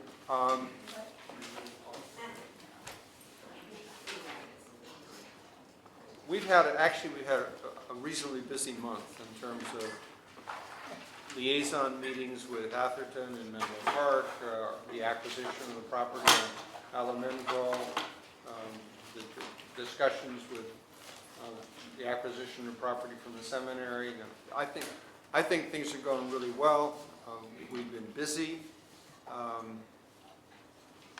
The one thing I would ask the staff and council to do is one of the actions that we have to deal with at the July meeting is we need to discuss and decide how the board wishes to fill the vacancy that will be created by Director Einstein when he departs. That vacancy can be filled either by appointment or by election. It's our decision as to how we do that. If we decide to fill the position by appointment, I would also ask that at the July meeting, we reach consensus as to what kind of outreach we engage in to let members of the community know. And I would expect that at the August meeting, we would then be making if we choose to go with appointment rather than election, then at the August meeting, we would then interview candidates and make a choice amongst those candidates. Well, does Rex have to resign first before we can even choose? I don't know. The recruitment process can begin. Okay. No, this all has, I'd like this to be as seamless as possible. No, I agree, but So I I didn't don't know if want- we had to come off, and so we have to do this in September, and that's why I'm. No, we can make the decision, as I read it, we can make the decision to whether we're going to appoint or have an election Right. as the current body. Right, So that's the July issue. right. And then at the July meeting, we'll sort of say, okay, if we're going to appoint, this is the process we're going to use. Right.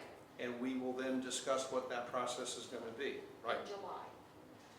in Right. July. But then you said that we would actually select in August. If we make that decision, then in August, because we need to have time to let people know, put your names in, et cetera. And then in August, we would then do the election. You would do the interviews.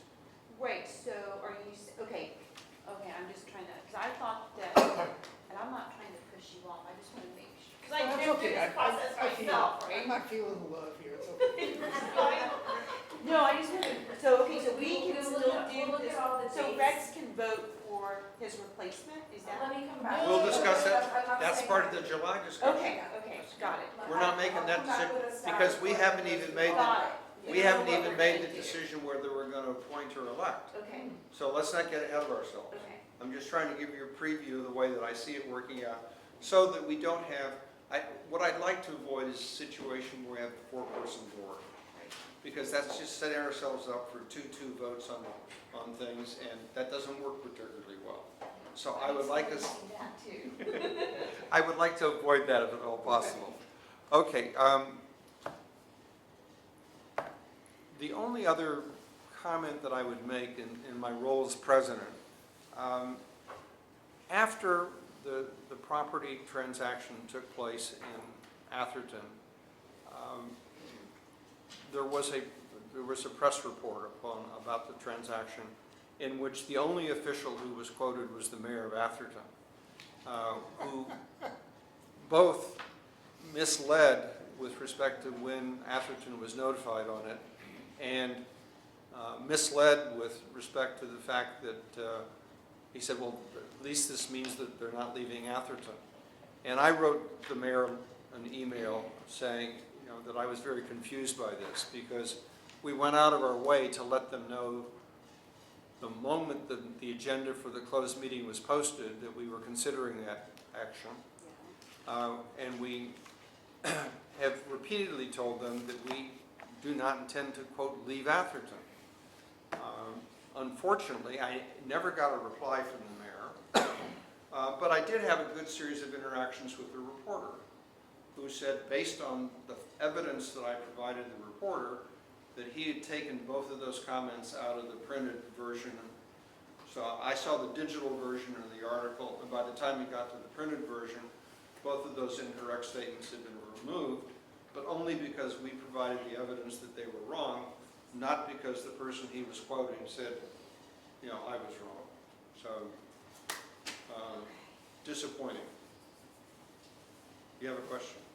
Well, I actually talked to the mayor of Atherton to get some clarity on that, because I could see where it could be construed in that way. And I think that, well, what he told me was that he felt that the first time they learned of the actual purchase was after the June 5th liaison committee meeting, and that the agenda item for our agenda on that particular issue didn't say that we had purchased it. So it just said that we were going to discuss it, and then I guess he felt like the first time he had actually known, didn't it? Just said that we were going to talk about it. But his impression was that he got the word that we had purchased it from the June 5th meeting. So that's, it doesn't, I mean, but the point is that it's done. And so It is we're done. happy. It is done, Right. yeah. Right, so. Okay. Rex, any reports from you? Other than the fact that we met with the Menlo Parks Subcommittee. And I think that everybody knows, because there was an email sent out, that said we took some things off the table, being impact fee. So I think we should still meet with them and keep that going. We have other issues, traffic and other things, but I think it was an interesting meeting. Couple of council meetings, and that was it for me. Virginia? Just a few things. I just want to congratulate the staff in Herald on the drone symposium on June 2nd. I had invited the new CEO of the Silicon Valley chapter of the American Red Cross, and he thought it was fantastic. He's like, I hope I get to go to the next one next year. So I think a lot of people want another one. So he wanted me to thank you for allowing him to participate or be there. So he was very, very happy. We had the Atherton Joint Liaison Committee meeting on June 5th, and I thought it was pretty productive. I mean, we were cordial, and I think that we got a lot of things that could have been misunderstood out in the open, so I thought that that was good. I went to the Java with Jerry, Jerry Hill's little event on Saturday, which is where I met Jim Wallison, and Cynthia was there as well. So I thought that that was good. I'm going to talk to him about understanding this new PRA Supreme Court case to get some. And I went to the ADAPT meeting, which I thought was very good. And you were there, Peter, and they showed off the assembly point sign in your yard. So I thought that was very, very good. And that's why I first met the new police chief, which is the reason that I attended the meeting. Oh, that reminds me, I went to a meeting this afternoon I'm on the IT committee for Atherton, and one of the things that we're working on is putting in place a fiber network for the city. We all talked about that. And Atherton Fiber, which is what they've done, is a clever proposal from Mike Fernwell, who's an Atherton resident.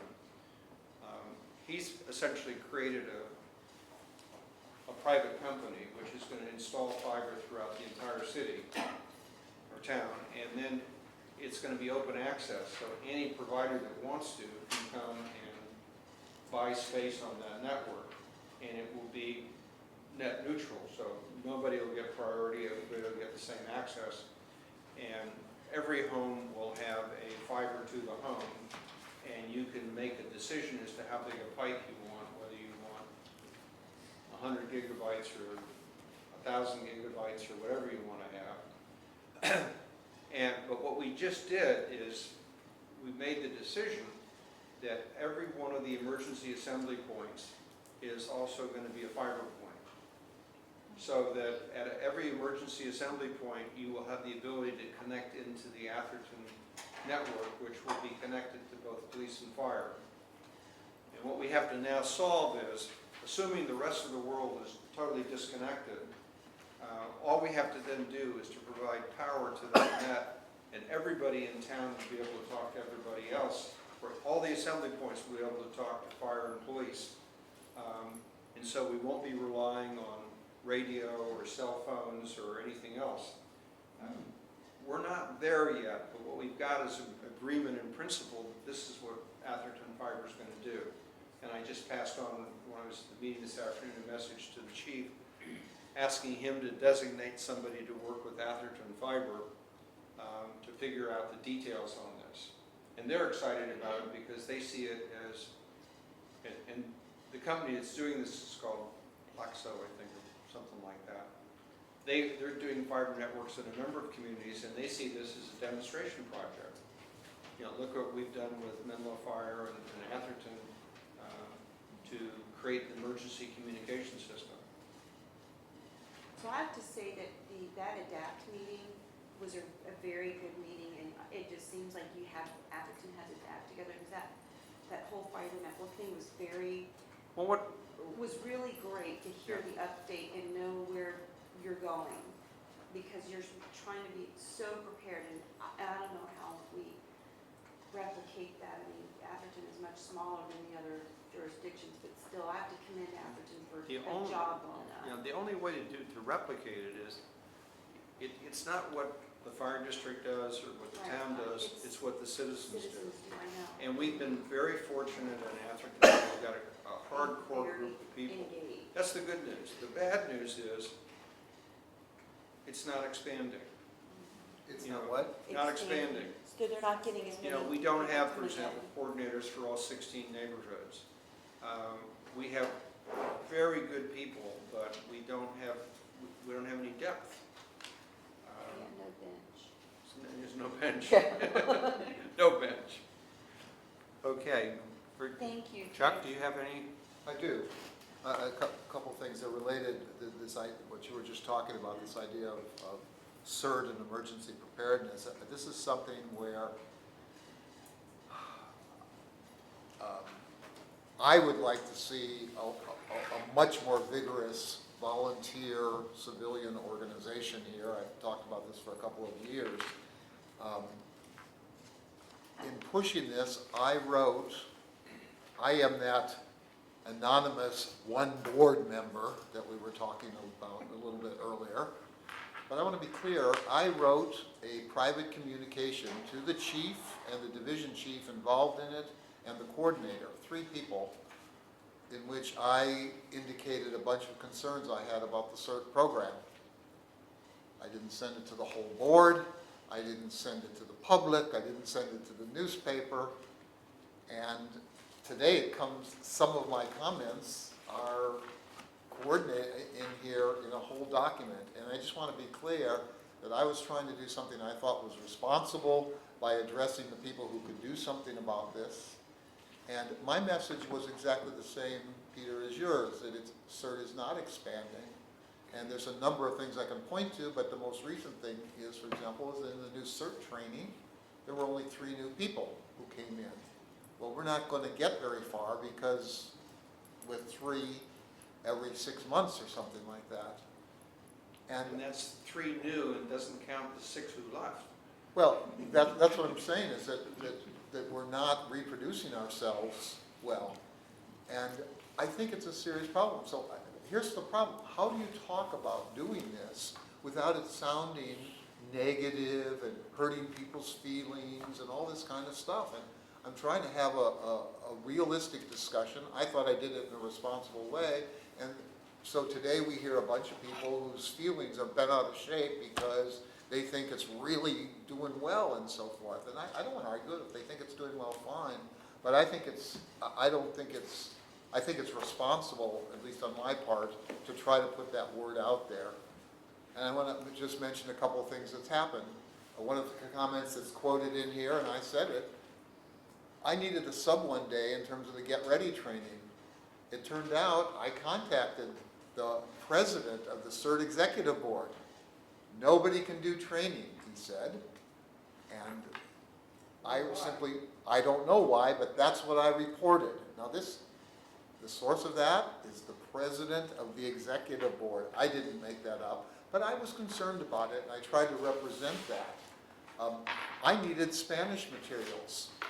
So I finally, out of my own pocket, I paid to have the slides translated. We went to the East Palo Alto group, went to the East Palo Alto Police Department and got the little booklet translated. So now we've got that translated into Spanish. I don't know, does individual, I mean, I believe in individual action, but let's harness it somehow. Let's get people doing this for the public good and so forth. And I'd like to see it where we've got 1,000 volunteers and every single one of those positions, Peter, is filled and so forth. And you can see the defensiveness in here. I mentioned that less than half of the positions are filled, the leadership positions in here. Less than half are filled. And says, oh, that's because multiple people fill more than one role. The reason multiple people fill more than one role is because there is no other person to fill the other roles. We need to do those things, and I would like to somehow find a positive venue for bringing up the problems here. Now, Atherton has done it on their own. They just said, we're going to just take the bull by the horns and do it. East Palo Alto is starting to do that. Let me just qualify that. The citizens of Atherton. That's who I'm talking about. Not the town of Atherton. And, okay, Citizens. citizens. Same thing in East Palo Alto. They're saying, let's do this. And now we've enlisted the leadership of Woodland Apartments to get 8,000 people over there trained. I would love to see the district participate in this, but I think defensiveness saying, oh no, it's all good, everything's fine, we're making progress. We're actually retreating to get better quality and all these kind of,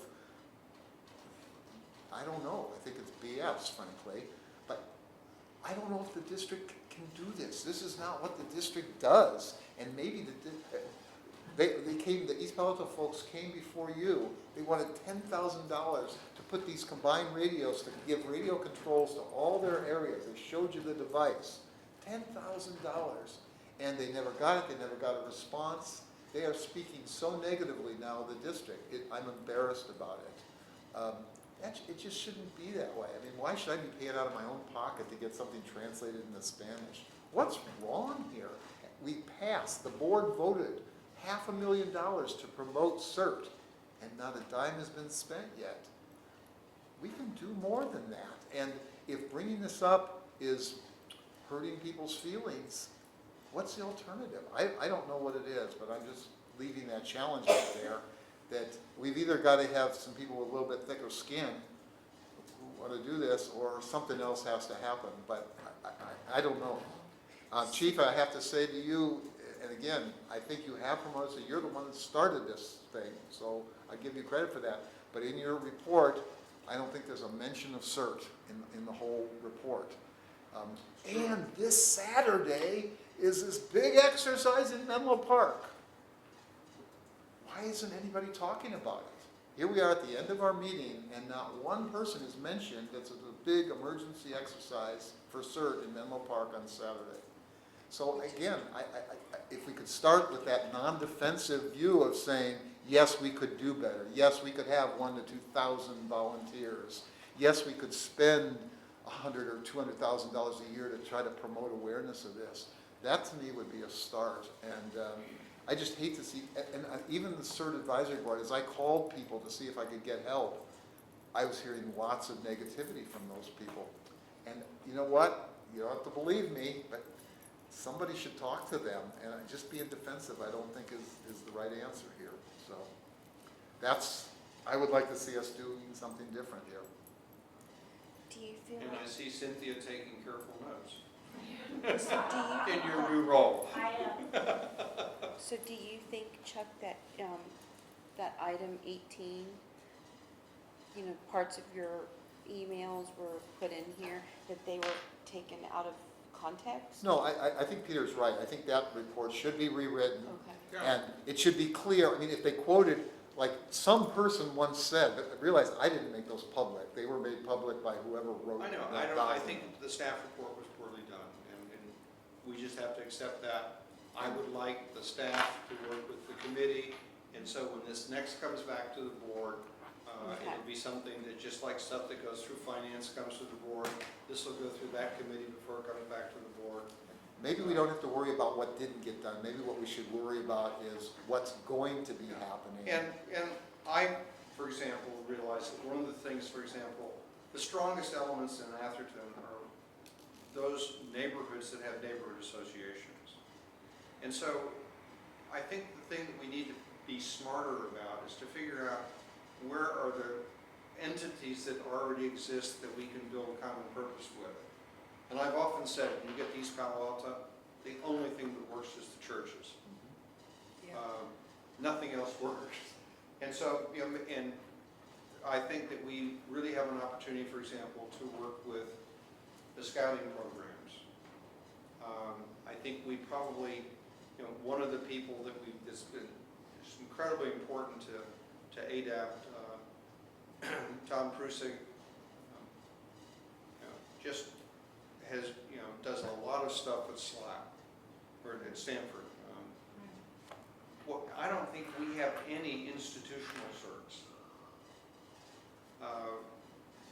Why not have an institutional cert at Facebook? Why not have an institutional cert at the VA housing group, etc.? So you go to organized groups that already exist for other purposes and say, okay, we'd like you to help us. Menlo College, for example. Sacred Heart. We've got them all in the HAM program, you know, but I don't know how well integrated we've gotten there. So those are some of the ideas that I'd like the committee to look at and see how we can do a better job of reaching out to. If you just try to go for citizens, I can tell you in Atherton you're going to fail. Because first you got nothing but big walls and fences and gates, and getting to people is almost impossible to do. But if you go through organized entities, a program, for example, the Circus Club, would reach a whole group of people that we don't otherwise communicate with. And who probably need to be more organized. Well, particularly since we're planning on using their property. It's one of our evacuation centers. Okay. Information items. They've been enclosed. I would say on item 25, we are proceeding cautiously with the interaction between the fire district and Matrix, who is the chosen contractor for the town of Atherton. I will ask both Chief Shottlehome and Chief Long, who participated in those discussions, as well as I have and Rex, to comment. But my sense is that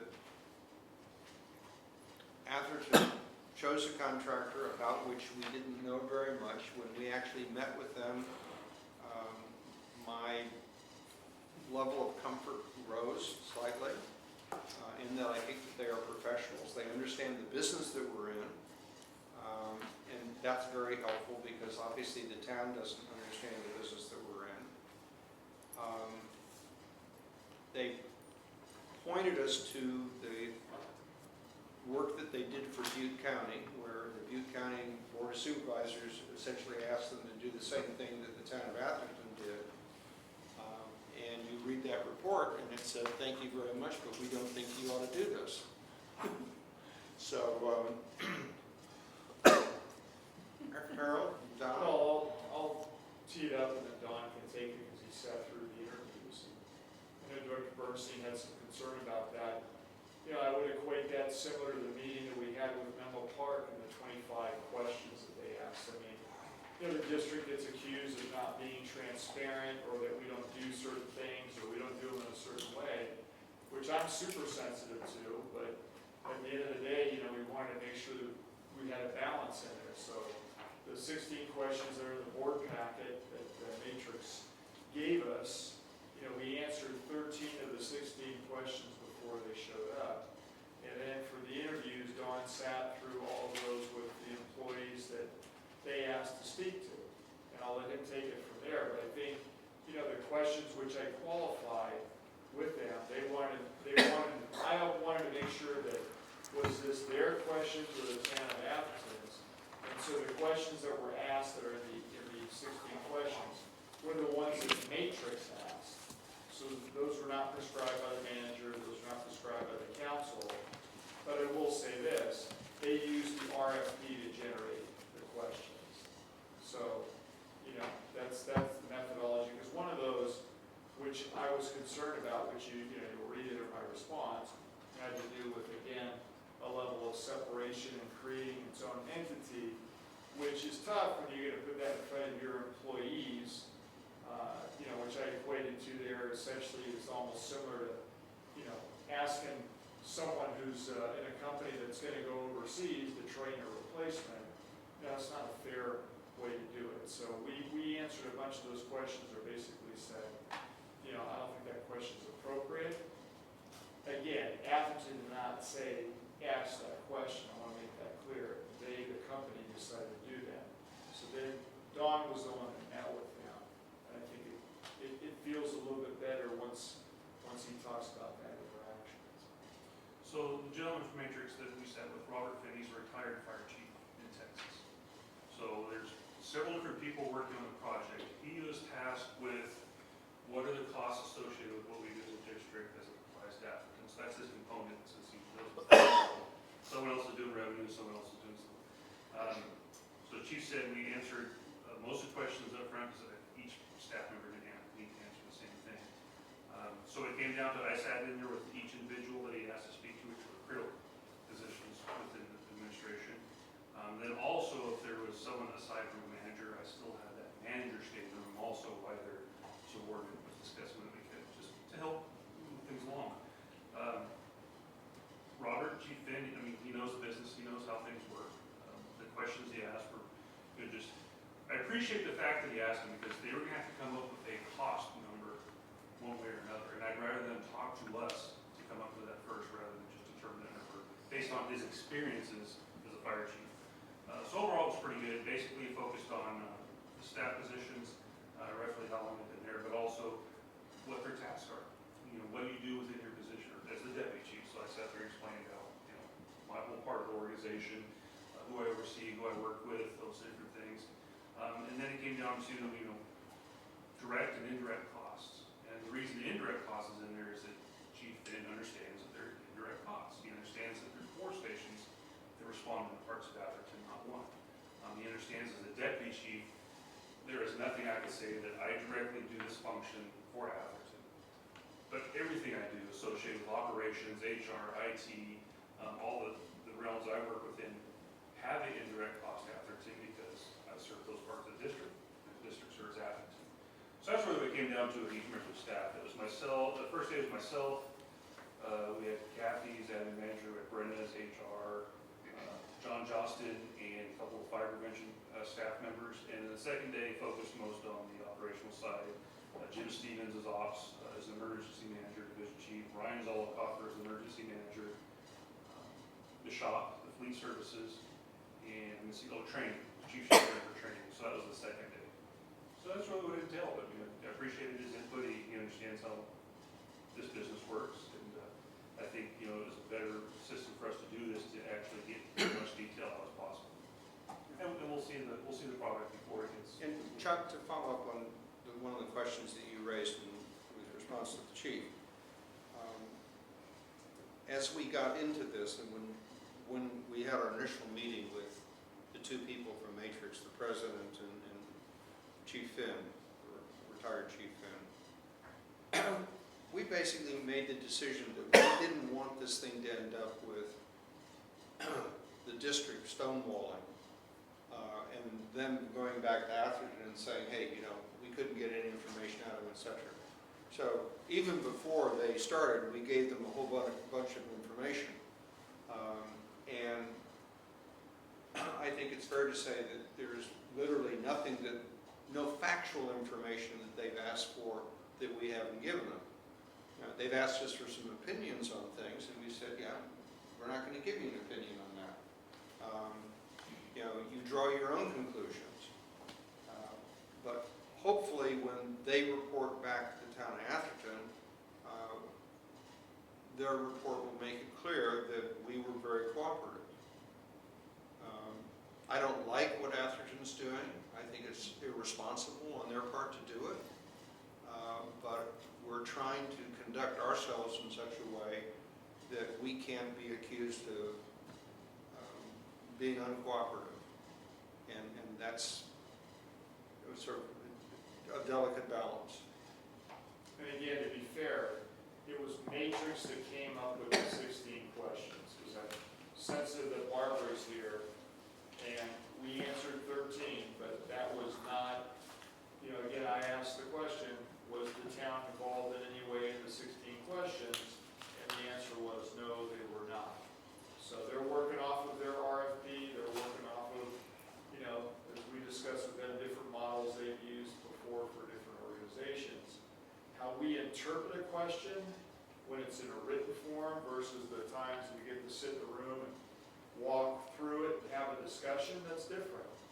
And that's so, we look at 16 questions given to us, we read them in a certain way, not really knowing which way is this thing going? What are you really asking me? What does that question mean? And I think Dawn, sitting down with them, was able to clear a lot of that up. I hope we're going to get a fair shake. That's at the end of the day, that's really, that they're going to treat us honestly and fairly is, I think, all we can ask for. But it is unusual, I can tell you that. This is nothing we've initiated, which is typically how these things are done. Yeah, and have you followed up with Martha about us funding the MSR? I sent Martha an About email. what? About what? I didn't hear Peter's question. Funding the MSR. Oh, okay. And what is the MSR? Municipal Municipal service. services. We passed a resolution asking LAFCO to do a municipal services review. Yeah. And that's not moving forward because it's unfunded. So, I sent Martha an email on another topic, and I have not heard back from her because we have a situation in District 2 where we're having annexation going on for Stanford. She hasn't responded to this one. well, would you like, I'll give her a call, because I know she can get busy, so sometimes responding to emails might be difficult, but this is the immediate need on that one is the Stanford annexation up on Sandhill Road to Menlo Park. And it's the second time, I've sent her an email, I haven't heard back. okay, because I really would like to get us an answer on that. I really think we ought to be leading rather than simply engaged in this sort of defensive action with Atherton. And we have constantly said that we think that the future of fire service in the Bay Area is consolidation. And we should be pushing every single opportunity we have to make sure that consolidation is looked at as the preferred option rather than this balkanization that Atherton's proposing. So the only thing I would add there too is Menlo Park, and maybe Director Heinsohn wants to speak to it, because we did answer their questions too. Again, we didn't need to do that based upon choosing a different path for impact fees and not, going through and working through the jurisdictions of the cities of which, Atherton, there was nothing because it was residential, and we waived that. East Palo Alto now with some of the development that has some impact, but Menlo Park is the one that's the most significant. And so I didn't want to leave those questions unanswered, but anybody that read the other 15 essentially questions that we were told were developed by their vendor. Yeah. 10 years of backup information, it's ridiculous.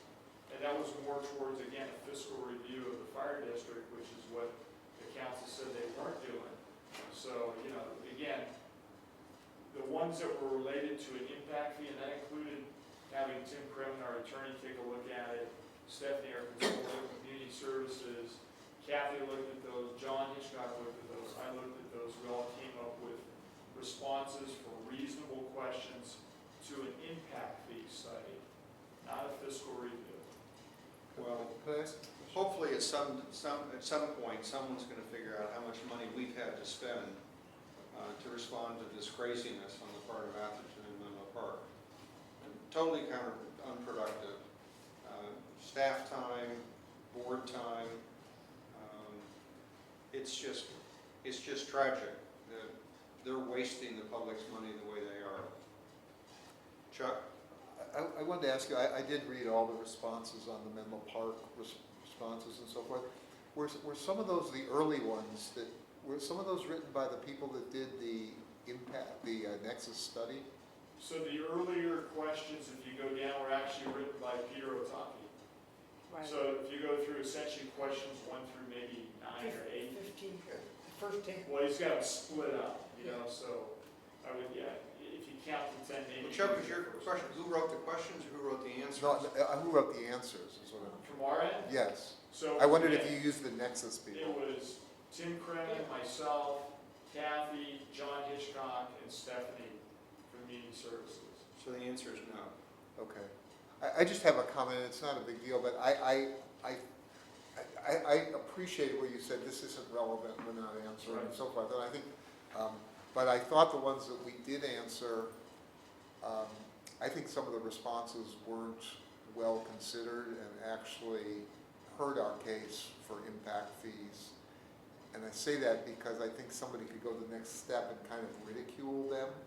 And so I'm just. I would love to know which one those are, so we could go back and review them. Well, if you want, I'll take, I don't want to do it. That'd be great. Yeah, just do it one. I'll give you my thoughts, but, okay. That'd be great. But I think we have to be very careful on this, particularly if we go to any next level in terms of impact fees. We need to build a case that's strong and defensible, and I think that hurt our defenses in some ways. But I would urge, I don't think we need to be defensive with either jurisdiction, and I think you've done enough now. I would never give these people access to my staff. I don't think, you have, all the supervisors understand the answers, they could give the answers. I just would never put somebody there. You know, you say give them a fair shake. Their business isn't giving fair shakes. Their business is doing something else, stirring up the pot. And I can tell you this is true with what LAFCO does. LAFCO uses a consultant, for example. I've read the ones on the 2 healthcare districts. These are hatchet jobs. They hire a consultant who basically does a hatchet job because the county wants to take over those 2 districts. And I think, Peter, I'm just saying is the idea of consolidation, I'm not disagreeing with that, but if consolidation means that we're all part of the county, that might not be the kind of consolidation we want. Harold's got an even better idea. Well, which is a tri-county fire agency. I don't know what's the right answer. I'm just saying I would be careful of these people. The person they use for these hatchet jobs is specialized in finding fault with all these agencies, and it's really easy to do it. So. Well, no, let me, because I think it's important.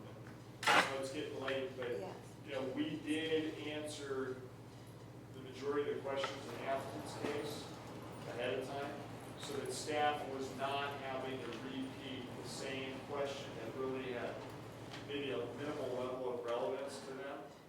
And so Dawn's, you know, again, Dawn's was in the room with each one of the staff members to make sure they stayed on track with the basic questions of what, you know, what does that individual do and how does that benefit the town of Atherton?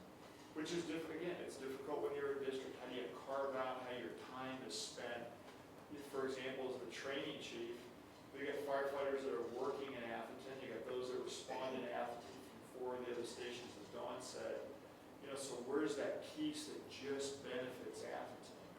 I mean, and so we try to answer some of those questions. And then again, with Menlo Park, that's why I'm curious about some of your concerns, because Tim looked at those questions and said, either, you know, makes sense, you can answer this, or a good answer, not a good answer, or, you know, this has no relevance because it's a fiscal review and that's not, this council said that's not what they were going to do. And yet, you know, and Director Einstein was at a meeting with a community member who had seen the questions and said in open setting there that she had never seen questions like this even presented from someone who was audited by the IRS. Yeah.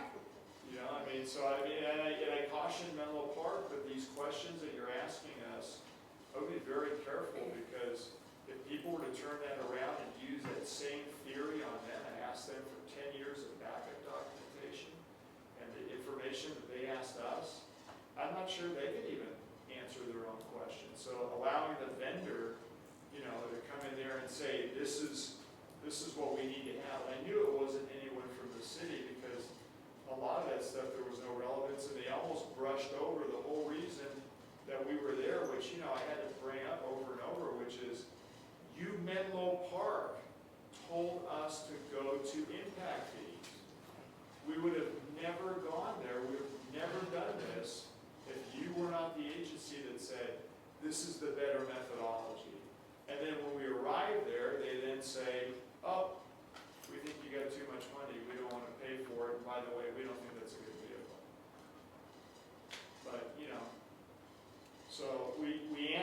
questions that were relevant. I think we did it in an honest way. You know, we've moved on, and you as the board decided, hey, we're not gonna keep doing this to ourselves, which I would agree with.